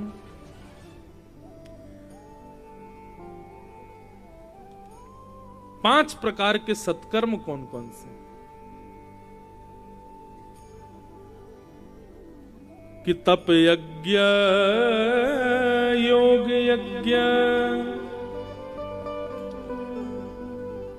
तप यज्ञ, योग यज्ञ, द्रव्य यज्ञ, स्वाध्याय यज्ञ और 5वां यज्ञ है ज्ञान यज्ञ। ये 5 प्रकार के यज्ञ हैं।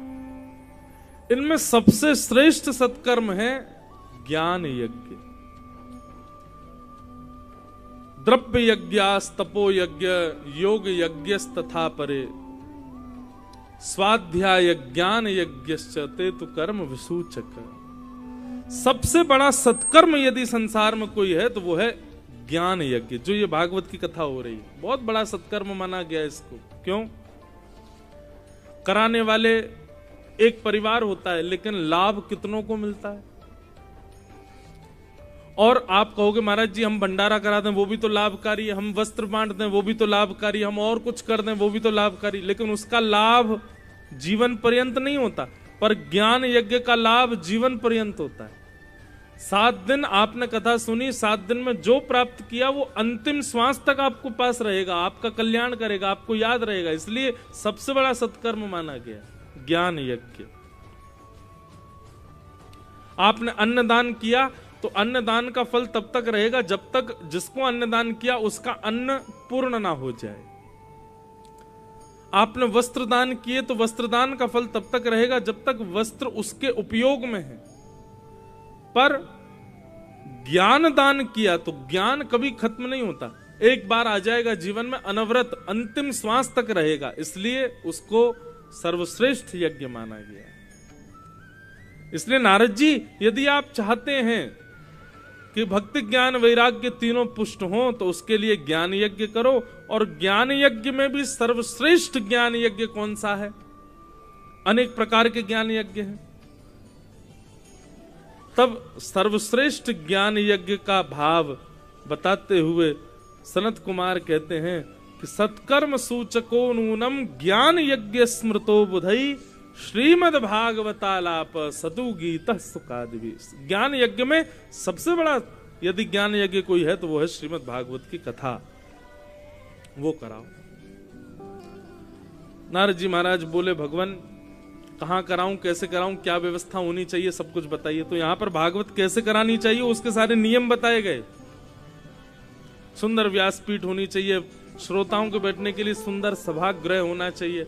अब उस समय पर ये सब पंडाल तो थे नहीं, तब उन्होंने आनंद वन के बारे में बताया।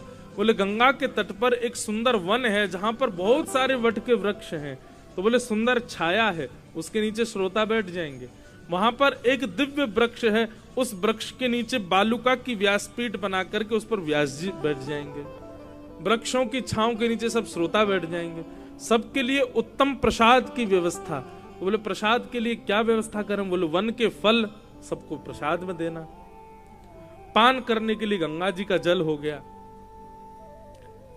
इस प्रकार सब व्यवस्थाएं बताई। यहां पर तो ये कहा गया कि व्रत करके कथाएं सुननी चाहिए।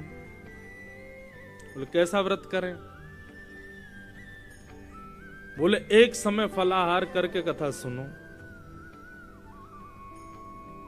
फिर थोड़ी देर बाद कहते हैं कोई बात नहीं 2 समय फलाहार करके कथा सुनो, फिर थोड़ी देर बाद कहते हैं एक समय अन्न खा लो, एक समय फलाहार कर लो, कथा सुनो।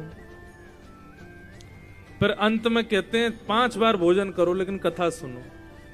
सुबह शाम तक खाते रहो लेकिन कथा सुनो। कैसे भी सुनो। कथा में बंधुओं देखो, आप कहें कि क्या जरूरी है? एकाग्र चित्त,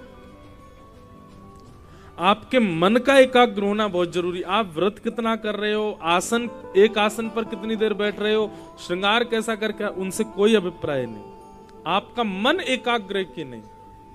जब तक एकाग्र मन नहीं होगा तब तक आपका कथा सुनना व्यर्थ है। चित्त की एकाग्रता।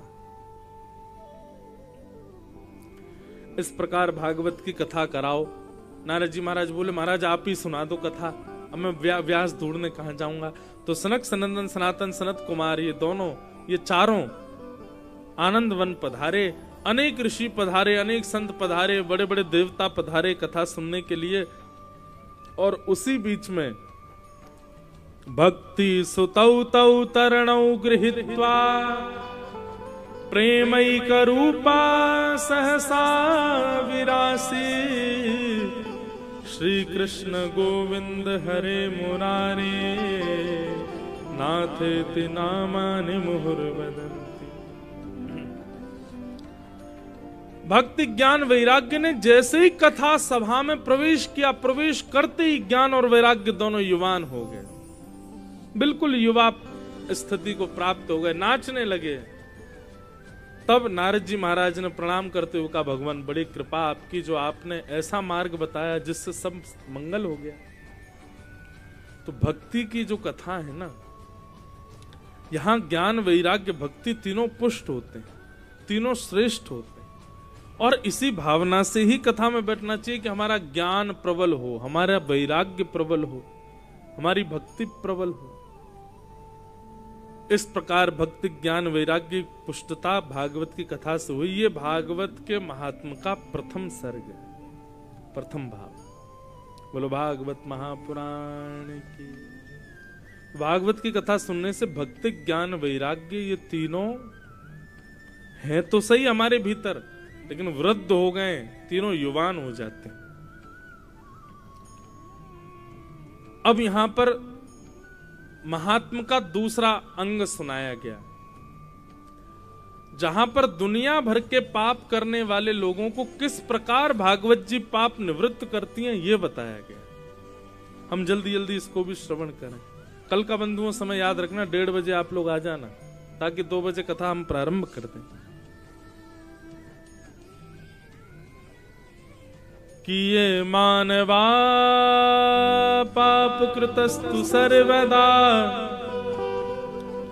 सदा दुराचार रता विमार्गगा क्रोधाग्निदग्धा कुटिलश्च कामिनः सप्ताह यज्ञेन कलौ पुनन्ति ते। जिस मानव ने अपने जीवन में सारे पाप किए हैं, कोई पाप नहीं छोड़ा। अच्छा बंधु, पाप किसको कहते हैं? कई बार कई लोग इस बात पर बड़ी डिबेट करते हैं मुझसे कि महाराज जी, आप जिसको पाप कहते हो कई जगह पर वो धर्म भी है। हमें सब जगह की बात नहीं माननी ना। हम दूसरों की देखा देखी क्यों कर रहे हैं कि वहां पर ये धर्म है तो हम क्यों नहीं कर सकते? नहीं, शास्त्रों ने जिस कार्य के लिए मना किया, गुरुजन जिस कार्य के लिए मना करते हैं, माता पिता भाई बंधु बड़े लोग जिसके लिए मना करते हैं, और चौथी बात, हमारा मन जिस कार्य को करने में घबराता है, वो सब पाप कहलाते हैं। सब पाप। अच्छा, मन घबराना तो कई बार तो पेपर हॉल में पेपर देते समय भी मन घबराता है। आप कहो अरे ये तो पाप है, महाराज जी कह गए थे। नहीं, जैसे कि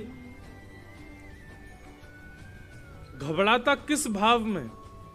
नहीं, ये गलत है, ये उचित नहीं, ऐसे घबराता है, समझो वो पाप।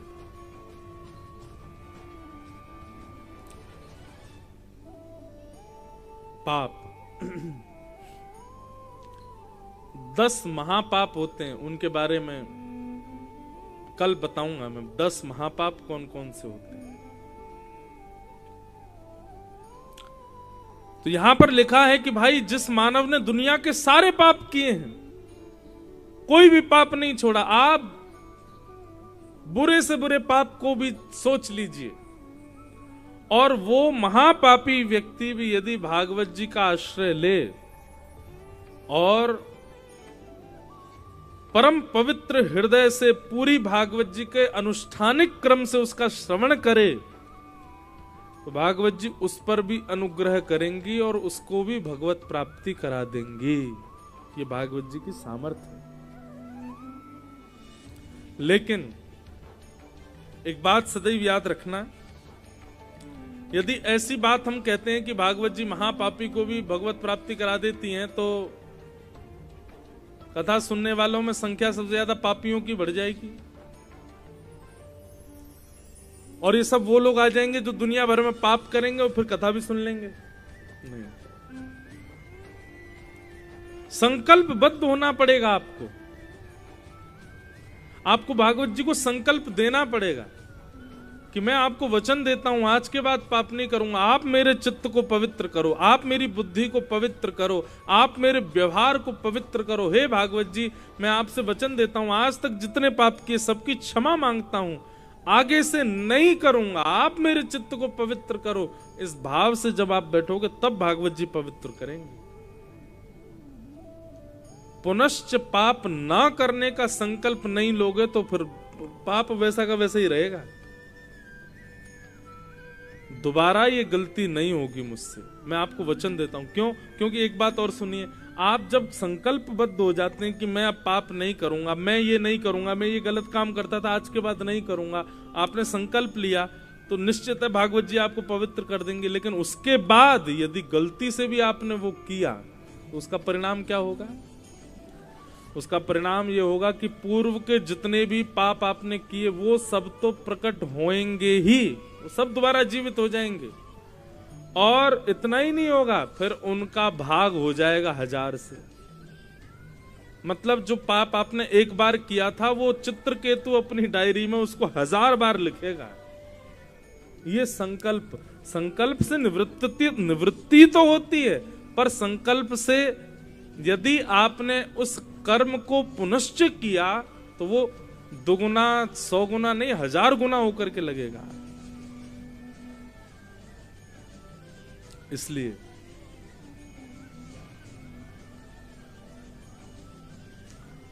यहां बैठिए, पाप निवृत्त होने के लिए बैठिए, संकल्प दीजिए भागवत जी को कि हम आज के बाद पाप नहीं करेंगे। तब भागवत जी आपके हृदय को पवित्र करेंगे, तब मति पवित्र होगी।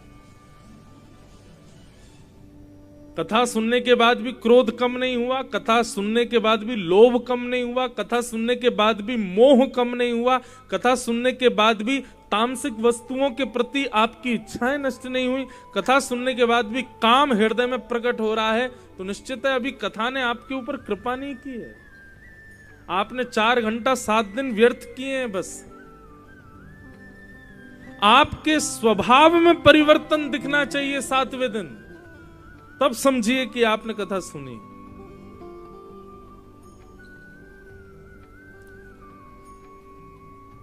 सनत कुमार कहते हैं तो फिर कितना भी बड़ा पापी आ जाए, संकल्पबद्ध होकर कथा सुनेगा, भागवत जी उसके पाप को निवृत्त कर देंगे, नष्ट कर देंगे।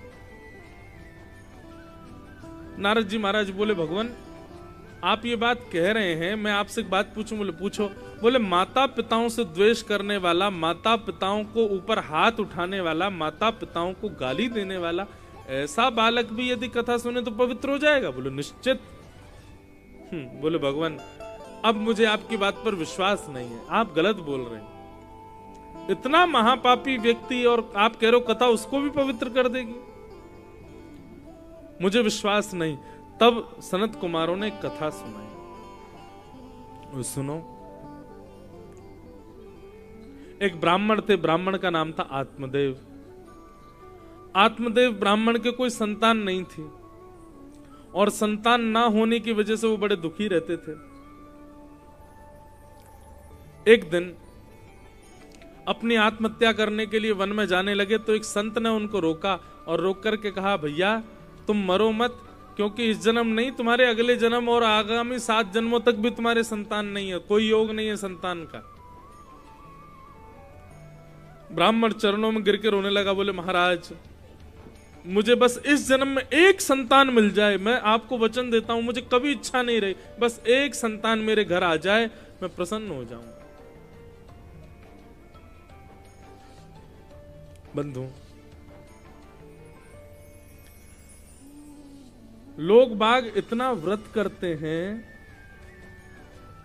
इतने नियम करते हैं, बहुत ध्यान से सुनिएगा। व्यक्ति को आप कह दो कि भाई हाथ में कपूर लेके और उस पर अग्नि जला के और तुम टेकरी हनुमान जी पैदल जाओ, अपनी मनोकामना लेकर के जाओ और तुम्हारा जो काम रुक रहे होंगे वो सब काम बन जाएंगे। सही बता रहे हैं, आदमी इसको भी कर लेगा। आदमी से कहो भाई तुम घुटने से ऊपर चढ़ो, आदमी चढ़ जाएगा, लेकिन शर्त यह है कि बदले में सांसारिक इच्छा पूर्ति होनी चाहिए, तभी कर पाएगा। विश्वास मानिए, ये जितने भी तीर्थ हैं वहां पर यदि आपकी सांसारिक इच्छाओं की पूर्ति की बात ना होकर के ये लिख दिया जाए कि आप ऐसा कर लो आपको भगवान जी मिल जाएंगे, कोई नहीं करेगा। कोई भी नहीं करेगा, क्योंकि ठाकुर जी को कोई प्राप्त करना चाहते ही नहीं। सब लोग केवल अपनी मनवांछित इच्छा पूरी करना चाहते हैं। कितने बड़े बड़े प्रकल्प कर लेते हैं लोग, कितने बड़े बड़े संकल्प, कितने बड़े बड़े व्रत कर लेते हैं लोग। कोई व्यक्ति दंडवती लगाते हुए सालासर बालाजी जा रहा है, कोई व्यक्ति जो है अपने घर से साइकिल से वैष्णो देवी जा रहा है, कोई व्यक्ति जो है वो सिर के बल ऐसे कला मंडी खाता हुआ जो है बद्रीनाथ जा रहा है। क्यों? इच्छा क्या है?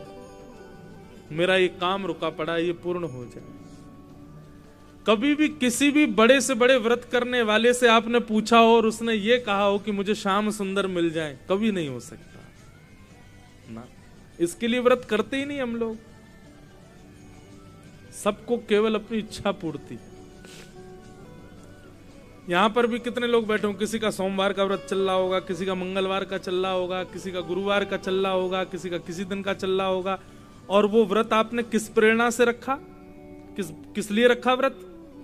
सोमवार का व्रत इसलिए कर रहे हैं पति पत्नी में बनती रहे, मंगलवार का व्रत इसलिए कर रहे हैं हनुमान जी कृपा बनी रहे, दुख दारिद्र नहीं आवे। कृष्ण प्राप्ति के लिए कोई व्रत नहीं, भगवत प्राप्ति के लिए कोई व्रत नहीं, कोई अनुष्ठान नहीं, कोई कर्म नहीं।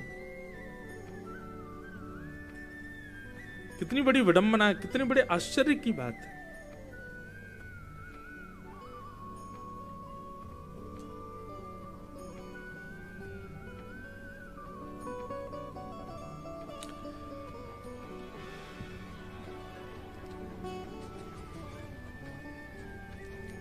आत्मदेव जी चरणों में गिर गए और संत से कहने लगे, आप कृपा करके मुझे एक संतान दे दीजिए, मैं विश्वास मानिए मैं कुछ नहीं मांगूंगा ठाकुर जी, मुझे कुछ नहीं चाहिए, बस एक संतान मुझे मिल जाए। आत्मदेव जी उसके वो संत उसके रुदन को देखते हुए अपने झोला में से एक सेब निकाल करके दे दिया, बोले लो, वैसे तो तुम्हारे कोई संतान नहीं है, पर फिर भी तुम बहुत रो रहे हो, मैं अपने संपूर्ण जीवन के भजन का बल तुमको देता हूं, जाओ मेरे पूरे जीवन के भजन का फल तुमको मिलेगा, तुम्हारे घर संतान होगी, पर तुम्हारी पत्नी को कुछ ध्यान रखना पड़ेगा। क्या? 5 बातों का ध्यान। 5 बात कौन कौन सी? सत्यम शौचम दया दानम एक भुक्तुम तु भोजनम वर्षावधि स्त्रिया कार्यम तेन पुत्रोति निर्मल। यदि तुम्हारी पत्नी इन 5 नियमों का पालन करेगी तो तुम्हारे पत्नी के गर्भ से एक सुंदर बालक जन्म लेगा। फल खाने के बाद कौन कौन से 5 नियम? जब तक बालक जन्म ना ले असत्य नहीं बोलना है, सत्य बोलना है। दूसरी बात, जब तक बालक जन्म ना ले ये विचार करना है कि वो कभी भी अपवित्र ना रहे, सदैव पवित्रता में रहे, अपरस का ध्यान रखे। सत्यम शौचम। तीसरी बात दया, शत्रु भी सामने आ जाए उस पर भी दया करे। चौथी बात दानम, हर दिन जब तक बालक जन्म ना ले कुछ ना कुछ उसको दान करना चाहिए, अन्न दान करे, जल वस्त्र दान करे, दक्षिणा दान करे, कुछ भी दान करे। और 5वां, तुम्हारी पत्नी को कहना 1 वर्ष जब तक बालक ना हो जाए ज्यादातर फलाहार करे, बस एक समय भोजन करे, बाकी के समय जितना हो सके पौष्टिक फलों का आहार करे। यदि ये 5 नियम तुम्हारी पत्नी ने पालन कर लिए तो मेरे इस फल से तुम्हारे घर संतान हो जाएगी। जाओ।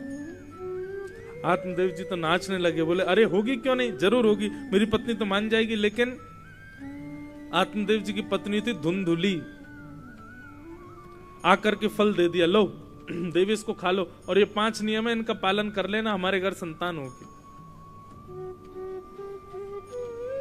धुंधुली बोली सच बोलना पड़ेगा, और मैं झूठ बोल बोल के जो चाट खाने जाती हूँ वो कैसे करूंगी, फिर नहीं हो पाएगा। पवित्रता का ध्यान रखना पड़ेगा। कई बार तो केवल मुंह धो के आ जाती हूँ, कह देती हूँ मैं नहा ली, वो कैसे होगा। सत्यम शौचम दया। अब दया का दिखावा तो मैं बहुत करती हूँ, लेकिन मुझे चिढ़ तो बहुत होती है सामने वाली से, उसको मैं कैसे करूंगी। इन सब बातों का विचार करते हुए महाराज धुंधुली ने क्या किया, बोले पतिदेव हमारे बड़े भोले हैं, कहीं से फल उठा लाए हैं, किसी ने कह दिया है, ऐसे थोड़ी बालक होते हैं। और यदि इस फल में इतनी सामर्थ्य है तो ठीक है, हमारे घर की गाय बांझ है, इसको खिला देते हैं। गाय को फल खिला दिया, पति से जाकर के कह दिया हाँ मैंने फल खा लिया, अब ये 5 नियमों का पालन करना है, अब यहाँ तो मैं कर नहीं पाऊंगी, मैं जा रही हूँ अपने मायके, वहां जाके इन नियमों का पालन करूंगी, मेरी बहनें, मेरे भाई, मेरी माँ वो सहायता करेंगी मेरी, तो 5 नियम पूरे हो जाएंगे। आपको तो बार बार कहीं ना कहीं जाना पड़ता, अकेले कैसे नियम पूरे होंगे मेरे। आत्मदेव जी बोले ठीक है देवी जाओ। मायके चली गई। वहां पर एक सहेली गर्भवती थी, उसको कहा कि मैं तुझे बहुत सारा धन दूंगी, तेरे 9 बालक हैं, 10वां होने वाला है, धन ले ले, बालक मुझको दे देंगे। और 1 वर्ष के बाद अपनी सहेली के बालक को लेकर के वापस आए। आत्मदेव जी को यह विश्वास दिला दिया कि यह बालक मेरा है। आत्मदेव जी तो नाचने लगे, जय हो देवी, इस बालक का नाम नारायण रखेंगे। नहीं, मेरा नाम धुंधुली, बेटे का नाम धुंधुकारी। अच्छा ठीक है, जैसा तुम्हारा मन, इसका नाम धुंधुकारी। इतने में ही कुछ लोगों ने आकर के बताया, बोले महाराज आपकी गौशाला में गाय ने भी मानवों जैसे बालक को जन्म दिया। जाकर के देखा तो मानवों जैसे हाथ, पांव, आंख, नाक, मुख, बस कान गैया के जैसे हैं। बालक को गोद में लेकर के नामकरण कर दिया, गोकर्ण। नाम का प्रभाव होता है बंधुओं बच्चों पर, इसलिए नाम बहुत सोच समझ के रखने चाहिए। धीरे धीरे दोनों बालक बड़े हुए, धुंधुकारी महान दुष्ट हुआ और गोकर्ण पंडित ज्ञानी बना। एक बात कहें बंधु, बालकों को श्रेष्ठ जन्म लेने के बाद की परवरिश नहीं बनाती बालकों को श्रेष्ठ। बालकों को श्रेष्ठ बनाता है गर्भ में आए हुए बालक के उस समय से लेके जन्म लेने तक के समय की मां की जो गतिविधि है, उससे बालक श्रेष्ठ बनता है।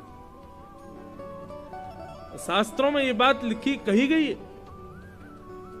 पुलस्त ऋषि के खानदान में रावण जैसा राक्षस हो गया, और कहा कयाधु और हिरण्यकश्यप जैसे राक्षस के घर में प्रहलाद हो गए। जहां राक्षस के यहां परवरिश राक्षसों जैसी, वहां प्रहलाद भक्त हो गया, और जहां नियम आचरण ब्राह्मणों के बिल्कुल वेदज्ञों जैसे, वहां पर रावण राक्षस बन गया। इससे यह बात प्रमाणित होती है कि परवरिश से बालकों पर प्रभाव नहीं होता। बालकों पर प्रभाव 9 महीने मातृगर्भ में मां के आचरण से होता है, माता पिता दोनों के आचरण। उस समय पिता मां से क्या बात करता है, कैसी बातें करता है, मां क्या सोचती है, कहां जाती है, क्या खाती है, क्या करती है, उसका प्रभाव बालकों पर पड़ता है। अब हम लोग खुद ही कहते हैं कि संगत का असर पड़ता है, जैसा संग करोगे वैसा असर होगा। इससे बड़ा संग क्या होगा कि बालक गर्भ में ही चल रहा है साथ में, उस समय मां का जो भी भाव प्रभाव स्वभाव होगा वो बालक पर प्रभाव डालेगा। इसलिए भैया हम तो बहुत बहुत हाथ जोड़ के निवेदन करें, माताएं बहनें जिनके भी यहां ठाकुर जी पधारेंगे संतान के रूप में, उनको 9 महीने बहुत बिल्कुल तपस्विनी की तरह रहना चाहिए। और आप उठा करके देख लीजिए, हर श्रेष्ठ व्यक्ति के पीछे उसकी मां का आचरण देख लीजिएगा कैसा रहा होगा, अद्भुत। आज हम कथा करते हैं, दुनिया में घूमते हैं, आप हमारी मां को देखिए कभी, बहुत सरल सहज सात्विक, बहुत सात्विक। इतना सात्विक व्यक्ति मैंने अपने पूरे जीवन में विश्व भर में नहीं देखा जितनी सात्विक हमारी मां है। और कभी कभी हमें लगता है कि हम जैसे जो है ऊधमी बालक व्यासपीठ पे बैठ गए, क्योंकि हमारी मां सात्विक है। हमारी मां का स्वभाव व्यवहार और उनका जो वो पिताजी तो हैं ही श्रेष्ठ, पर मां भी अद्भुत है। इसलिए भैया ये माताएं बहनें बार बार ये वुमेन एम्पावरमेंट वाली बातें मत कर दिया करो। हम पे ही क्यों सारी बातें आती हैं, हमको ही क्यों समझाना होता है? अरे आपके ऊपर दायित्व भी तो बहुत है, इसीलिए आपको समझा रहे हैं। जिम्मेवार व्यक्ति को समझाया जाता है, गैर जिम्मेवार को थोड़ी समझाया जाता है। माताएं जिम्मेवार हैं। इसलिए गर्भ में जब बालक आगमन हो, उसके बाद उस बहन को, उस मां को अपना जीवन व्यवस्थित कर लेना चाहिए। बस कोई कुविचार भी बुद्धि में ना आवे उस समय। देखना आप कैसे बालक को जन्म देंगी, फिर अद्भुत होगा। धीरे धीरे दोनों बालक बड़े हुए, धुंधुकारी महान दुष्ट बना, और गोकर्ण पंडित ज्ञानी हुए। धुंधुकारी अपने माता पिता से बहुत धन मांगने लगा। धन ना देने पर उनको गालियां देने लगा, मारने लगा, पीटने लगा, उनके ऊपर कुठाराघात करने लगा। एक दिन मां ने तो कुआं में कूद के प्राण त्याग दिए धुंधुली ने, और आत्मदेव जी घर छोड़ के चले गए। एकांत में जाके रोने लगे, राम राम राम, मैंने कैसा पुत्र मांग लिया, ये इससे बढ़िया तो मैं बिना पुत्र का था। बंधुओं, प्रकृति आपको जो दे रही है उसको प्रसाद समझ के स्वीकार करो, और प्रकृति आपको जो नहीं दे रही है उसको विष समझ के त्याग दो। उसके पीछे मत पड़ो कि ये चाहिए चाहिए मुझे चाहिए, क्योंकि प्रकृति आपको नहीं दे रही इसका मतलब उसमें आपका लाभ नहीं है, इसलिए उसको मांगिए मत। लोग क्या करते हैं, प्रतीक्षा कर ली, कुछ दिन तक नहीं मिला तो फिर महाराज अड़ जाते हैं जिद में, अब तो चाहिए हमें चाहे जो हो जाए। वो लाभकारी नहीं होगा। और ये संदर्भ संतानों के लिए भी है। किसी के यहाँ पुत्री है, पुत्र नहीं है तो वो इसी बात से परेशान, किसी के यहाँ 2 पुत्र होगा, पुत्री नहीं, वो इसी बात, किसी के यहाँ संतान ही नहीं है, वो इसी बात से परेशान। ठीक है भैया, ठाकुर जी जो दे उसको स्वीकार करो, जो नहीं दे रहे इसका मतलब उसको ये समझ लो ये हमारे लिए उपयोगी है ही नहीं, इसलिए ठाकुर जी नहीं दे रहे। उसके लिए इतना चिंता विचार क्यों करना।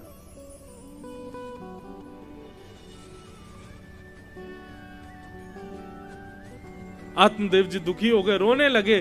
तभी उनके दूसरे पुत्र धुंधुकार गोकर्ण वहां पहुंच गए।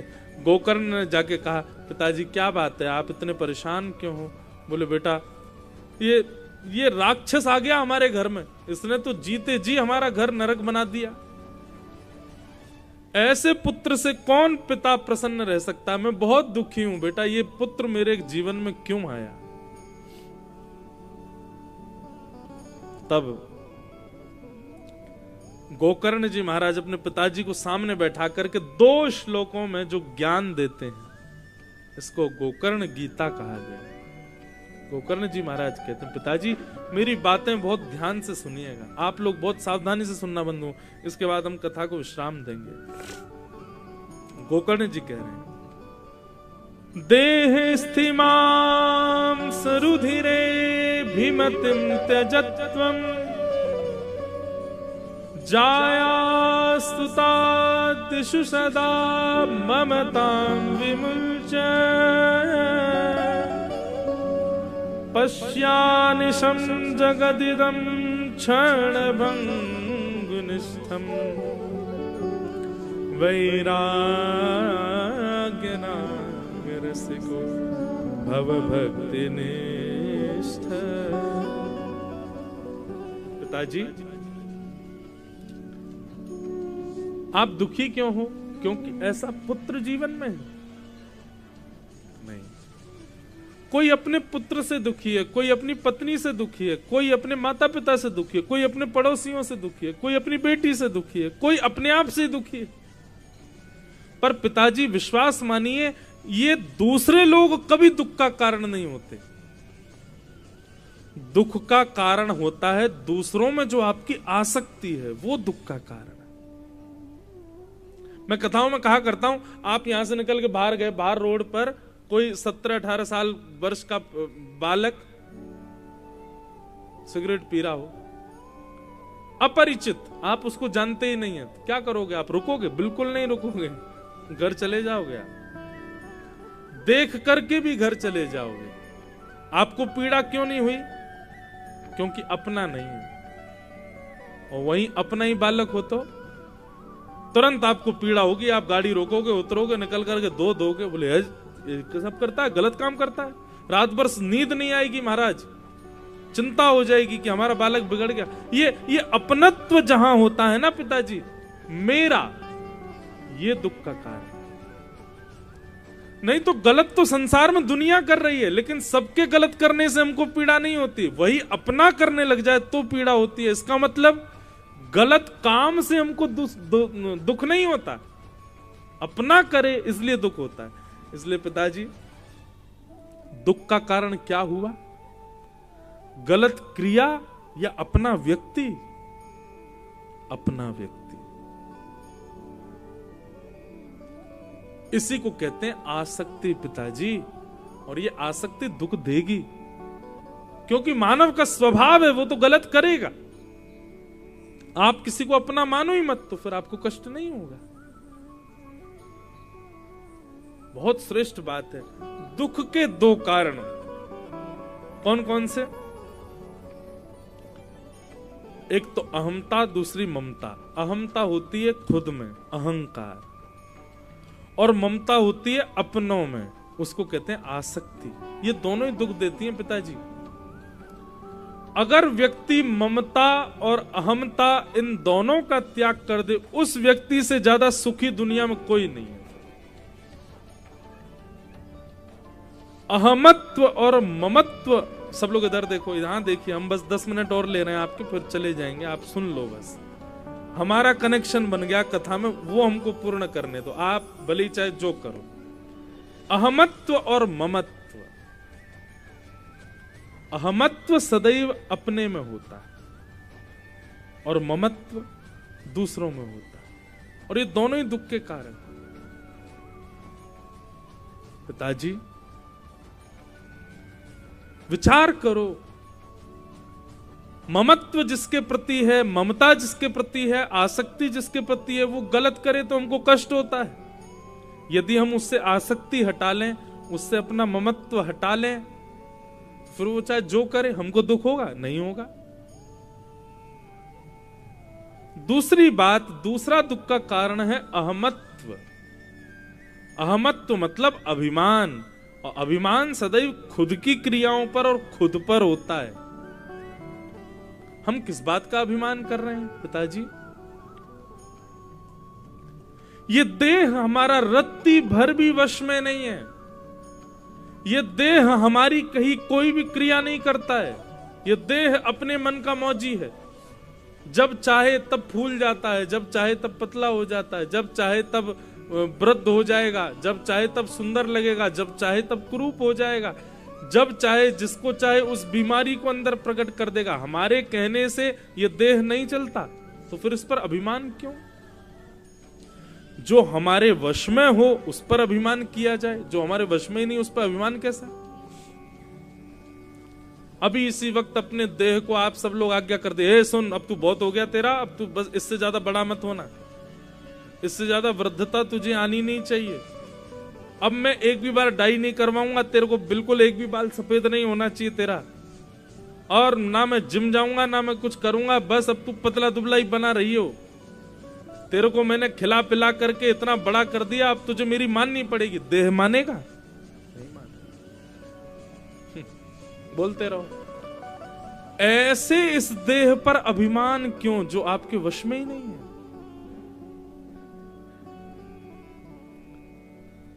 अभिमान तो उसका करो ना जो आपकी आज्ञा माने। ये देह मानता नहीं तो फिर इस पर अभिमान क्यों? इन दो बातों को व्यक्ति समझ ले कि अपनों से कभी ममत्व नहीं, प्रेम सबसे करो, बेटा भी मेरा, बेटी भी मेरी, पत्नी मेरी, खूब हृदय से लगाओ, लेकिन ममता नहीं, ममता नहीं, आसक्ति नहीं। आसक्ति होते ही दुख देगी। ऐसी इस देह को खूब नहलाओ, खूब धुलाओ, तिलक विलक लगाओ, खूब कपड़े पहनाओ, लेकिन इस देह पर कभी अभिमान नहीं। ये दो चीजों से जो बच गया व्यक्ति, उसको जीवन में कभी कोई संसार की कितनी भी बड़ी विषाद आ जाए उसको कोई दुखी नहीं कर सकता। पिताजी इन दो बातों को समझ लीजिए। और क्या करें?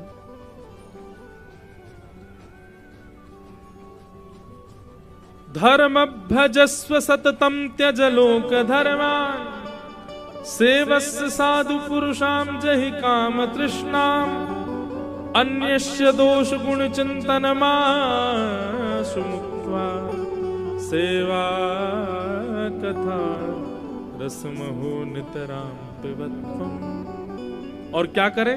बोले धर्म को भजो, लोक धर्म का त्याग करो। सेवस्य साधु, लोक धर्म किसको कहते हैं बंधु? दूसरों को रिझाने में जो हम लोग लगे रहते हैं, ये भी रीझ जाए, वो भी रीझ जाए, ये भी मेरे से रीझ जाए, ये भी मेरा हो जाए, इससे मेरा ये काम बन जाए, इसको लोक धर्म कहते हैं। ये लोक धर्म में रहने वाले लोग बड़े दुखी रहते हैं, ये सबको रिझाने में ही लगे रहते हैं, सबको मना पटाने में लगे रहते हैं। इसको इंग्लिश में कहते हैं बटरिंग करना, सबको मक्खन लगाते रहते हैं, उसके सामने उसके से, दूसरे के सामने दूसरे के से। इसको लोक धर्म कहते हैं। लोक धर्म का त्याग करो। अरे रूठे चाहे राजा वासे कछु ना काजा, एक तू ही महाराजा और कौन पास जाएंगे। रूठे चाहे भाई वासे कछु ना भलाई, एक तू ही है सहाई और कौन को सराएंगे। रूठे चाहे शत्रु और मित्र आठों याम, एक तेरे चरणन के नेह को निभाएंगे। जग सारा झूठा, एक तू ही है अनूठा, रूठ जाए चाहे सारा जग पर तू ना रूठा चाहे। नाथ आप कभी मत रूठो, बाकी शायद कोई रूठ जाए। इसलिए ये जो लोक धर्म है ना, सबको रिझाने पटाने में जो हम लगे रहते हैं, इनको रिझाओ, इनको मनाओ, ये इनको प्रसन्नता हो, ऐसी क्रियाएं करो, ये रीझ जाए आपसे। भैया ये बालक तो आपके बड़े ऊधम मचा रहे हैं, कल से नेक नेक मैयाओं खूब ऊधम मचान दो, लेकिन न्यो को बालकों ने एक धीरे आवाज में कर लो। हमारे माइक फेल कर दिए इनने तो। एक तो क्या है, सर्दियों में कथा होती है ना, पंखे और कूलर भी नहीं कि उनमें इनकी आवाज दब जाए। क्या बता रहा था मैं? एक बार मीराबाई गोवर्धन गई और श्री गिरिराज जी के सामने, श्रीनाथ जी के सामने ऐसा नृत्य किया, ऐसा नृत्य किया, ऐसा नृत्य किया मीराबाई ने कि गुसाई जी बड़े प्रसन्न हो गए। और गुसाई जी ने प्रसन्न होकर ठाकुर जी की गले की माला और बीड़ा भोग लाकर के मीराबाई को पहना दी। ठाकुर जी की निज गले की माला सबको नहीं दी जाती, लेकिन मीराबाई को दे दी। तो ये देख करके वहां बैठे कई दर्शनार्थियों को लगा, अरे राम राम, बताओ ये गवैयाओं को, नचैयाओं को कुछ भी दे दे। ठाकुर जी की माला नचैया को दे दी, ए नाचने वाली को दे दी। ठाकुर जी की बीड़ा प्रसादी ए ऐसे गाने नाचने वाली गली मोहल्लों में उसको दे दी। लोगों की बात जब गुसाई जी के पास पहुंची तो गुसाई जी ने सबको बुलाया, बोले तुम लोग क्या बोल रहे थे? मीराबाई को हमने माला दी थी, तुम कहते हो नचैया को गा। अरे जब वो आंगन में नृत्य कर रही थी तो तुमको नाचने वाली दिख रही थी, पर उसी समय जब मैंने ठाकुर जी की ओर देखा ना, तो ठाकुर जी की दतुइयां, दांत दिख रहे थे, इतने मुस्कुरा रहे थे, ठाकुर जी प्रसन्न हो गए थे उसके नृत्य को देख करके। वो नृत्य तुम लोगों को रिझाने के लिए नहीं कर रही थी, वो नृत्य ठाकुर जी को रिझाने के लिए कर रही थी।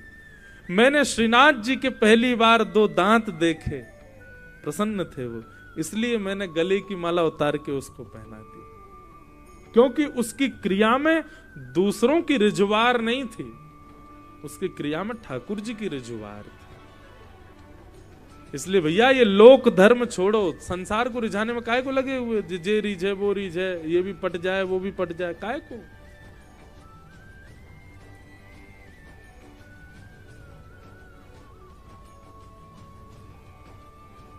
एक हम जाते हैं, जगह जगह जाते हैं, कहीं दर्शन करने गया तो मेरे बगल में कोई व्यक्ति बैठे, तो कोई बहुत बड़े राजनेता के कुछ थे, वो बोले महाराज जी मेरा नंबर ले जाओ, आप इस क्षेत्र में कभी भी आओ, कोई दिक्कत हो मुझे एक फोन कर देना, आपके आगे पीछे जे कर देंगे वो कर देंगे। ठीक है भैया, दे दिया, ले गए। 3-4 साल बाद वो फिर मिल गया, बोले आपने महाराज जी कभी फोन ही नहीं किया मुझे। अरे आप आते हैं इतना क्षेत्र में, कभी बोल दिया करें कोई सेवा। मैंने भाई अब तुमको रिझाने पटाने में कब तक लगे रहे, हम उनसे ही फुर्सत नहीं मिलती हमको, उनकी कथा गाने और उनकी सेवा से फुर्सत मिले तब तो किसी और को रिझाएं, और मिल ही नहीं रही तो फिर कहां तक बोलते रहें, कैसे, कब तक किसको रिझाते रहेंगे? वो रिझे रहे बस, हमसे सब काम बनते रहेंगे अपने आप। इसलिए भैया लोक धर्म का त्याग करो, क्यों? लोक धर्म का निर्वहन करने वाला व्यक्ति वो धार्मिक नहीं बन पाता। इसलिए धर्मम भजस्व सततम त्यज लोक धर्मा, सेवस्य साधु पुरुषाम जहिकाम तृष्णाम, अन्यश्च दोष गुण चिंतन माश मुक्त्वा, सेवा कथा रसमहो नितराम पिबत। पिताजी दूसरों में दोष गुण देखना बंद कीजिए, ये दुख का कारण अहमत्व और ममत्व 2 क्रियाएं हैं। कथा सुनते सुनते इन दोनों को कम कीजिए और भगवत धाम की प्राप्ति कीजिए। और श्री आत्मदेव जी ने भागवत जी का आश्रय लेकर के भगवत धाम की प्राप्ति की। यहां धुंधुकारी को वैश्याओं ने मार दिया तो वो एक प्रेत बन गया। महाराज गया जी में श्राद्ध कर दिया उसका, लेकिन तब भी प्रेत योनि से मुक्त नहीं हुआ। क्यों नहीं हुआ? अब ऐसा अगर कहते हैं तो गया जी के श्राद्ध की महिमा खत्म हो जाती है। इसलिए नहीं हुआ क्योंकि धुंधुकारी का असली नाम गोत्र ये था ही नहीं, वो तो किसी और का बेटा था। तो धुंधली उसको लेके आ गई थी, उसका गोत्र ही दूसरा था, उसका ये गोत्र था ही नहीं जो आत्मदेव जी का गोत्र था। इसलिए उसका जो पिंडदान आदि हो रहा था गया जी में उसको लग ही नहीं रहा था, क्योंकि उसका गोत्र दूसरा था। तब क्या करें भैया, अब कैसे प्रेत योनि से मुक्त होगा? इसका तो असली गोत्र भी नहीं पता ही नहीं है किसका बेटा है। तब प्रेत योनि से मुक्त करने के लिए श्री गोकर्ण जी महाराज ने सूर्य की उपासना की और सूर्य नारायण से पूछा कि धुंधुकारी को प्रेत योनि से कैसे मुक्त किया जाए। तब सूर्य नारायण भगवान ने गोकर्ण जी महाराज को आज्ञा देते हुए कहा, श्रीमद् भागवतान मुक्ति सप्ताहम वाचनम कुरु इति सूर्यः वचः सर्वै धर्म रूपम तु विश्रुतम। आप श्रीमद् भागवत की कथा कराओ, उस भागवत की कथा से चाहे गोत्र याद ना हो, चाहे उसके कुल खानदान का पता ना हो, कितनी भी, अरे कोई किसी का नाम लेकर के उसको प्रेत योनि से मुक्त नहीं। निश्चित मानिए आपके इस गुना के इस क्षेत्र में कथा चल रही है, यहां से 100 योजन दूरी तक भी जितने प्रेत होंगे वो भी इस कथा से मुक्त हो रहे होंगे। ये कथा का प्रभाव है। आप लोग यहां से कथा सुनकर के जैसे ही बाहर जाएंगे, जितनी वायु आपका स्पर्श करेगी बाहर की, उन वायु में छोटे छोटे छोटे प्रेत भी आपका स्पर्श करेंगे, वे भी मुक्त हो जाएंगे। यह भागवत का प्रभाव। तो ऐसी भागवत की कथा कराओ। स्वयं सूर्य नारायण भगवान ने आज्ञा करके कहा कि भागवत की कथा कराओ। भागवत की कथा सुनने से वो तो मुक्त हो ही जाएगा, तुम्हारे गांव देश के जितने भी प्रेत हैं सब मुक्त हो जाएंगे। जो भयंकर बंधुओं, प्रेत कैसे बन जाता है व्यक्ति? भजन बिन नर मर गट के भूत। जो व्यक्ति भजन नहीं करता, कथा नहीं सुनता, कभी भगवान को प्रणाम नहीं करता, संतों को वंदन नहीं करता, एक बार भी अपने जीवन में कभी तिलक माथे पर नहीं लगाता, कंठी माला गले में नहीं पहनता, ऐसे व्यक्ति के जब प्राण निकल जाते हैं वही भूत बन जाता है फिर। और भूत योनि का मतलब क्या है पता है? जिसको नरक में भी जगह नहीं मिलती वो भूत बनता है। समझ रहे हैं? मरने के बाद में या तो स्वर्ग मिल गया या नरक मिल गया, बहुत भजन किया हो तो वैकुंठ मिल गया। लेकिन जिस व्यक्ति के लिए नरक के द्वार भी नहीं खुलते, वो क्या करता है? वो फिर इसी पृथ्वी पर भूत बन के भटकता है। सबसे बुरी योनि है भूत की। ऐसे भूत प्रेतों को भी भागवत की कथा सुना दी जाए और जिस क्षेत्र में कथा हो जाए, 100 योजन दूर तक भी जितने प्रेत होंगे, जो किसी वृक्ष पर बैठे हो, कहीं पर गड़े हुए हो, कुछ भी किसी भी स्थिति में हो, भागवत की कथा की ध्वनि जैसे ही वहां तक पहुंचेगी, या भागवत कथा सुनने वाले श्रोता भी यदि उस मार्ग से निकल गए, निश्चित है वो मुक्त हो जाएंगे। तब भागवत की कथा हुई। 7 दिन की कथा सुनकर के धुंधुकारी जो प्रेत बन गया था, वो शंख चक्र गदा पद्म धारण करके दिव्य रूप में प्रकट हो गया। स्वर्ग से विमान उसको लेने के लिए आया। विमान में बैठ कर के वो भगवत धाम को प्रस्थान कर गया। बोलो भागवत महापुराण की जय। इसलिए भैया ये भागवत जी की महिमा है कि भागवत श्रवण से अत्यंत भयावह प्रेत योनि में बैठा हुआ वह प्रेत भी मुक्त हो जाता है। ऐसी भागवत जी को हम बारंबार प्रणाम करते हैं। बोलो भागवत महापुराण की जय। हरि शरणम हरि शरणम हरि शरणम हरि शरणम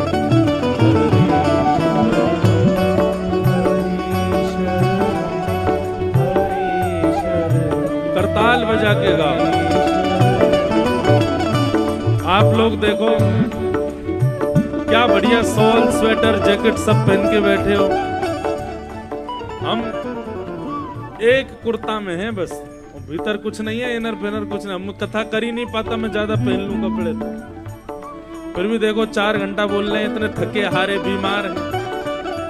आप लोग तो सब ठीक हो, फिर काहे को ऐसे कंजूसी करो। बढ़िया करताल बना करके उच्च स्वर में गाओ।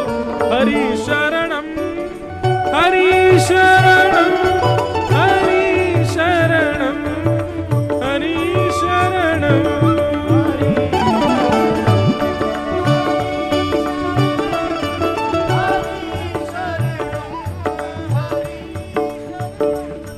हरि शरणम हरि शरणम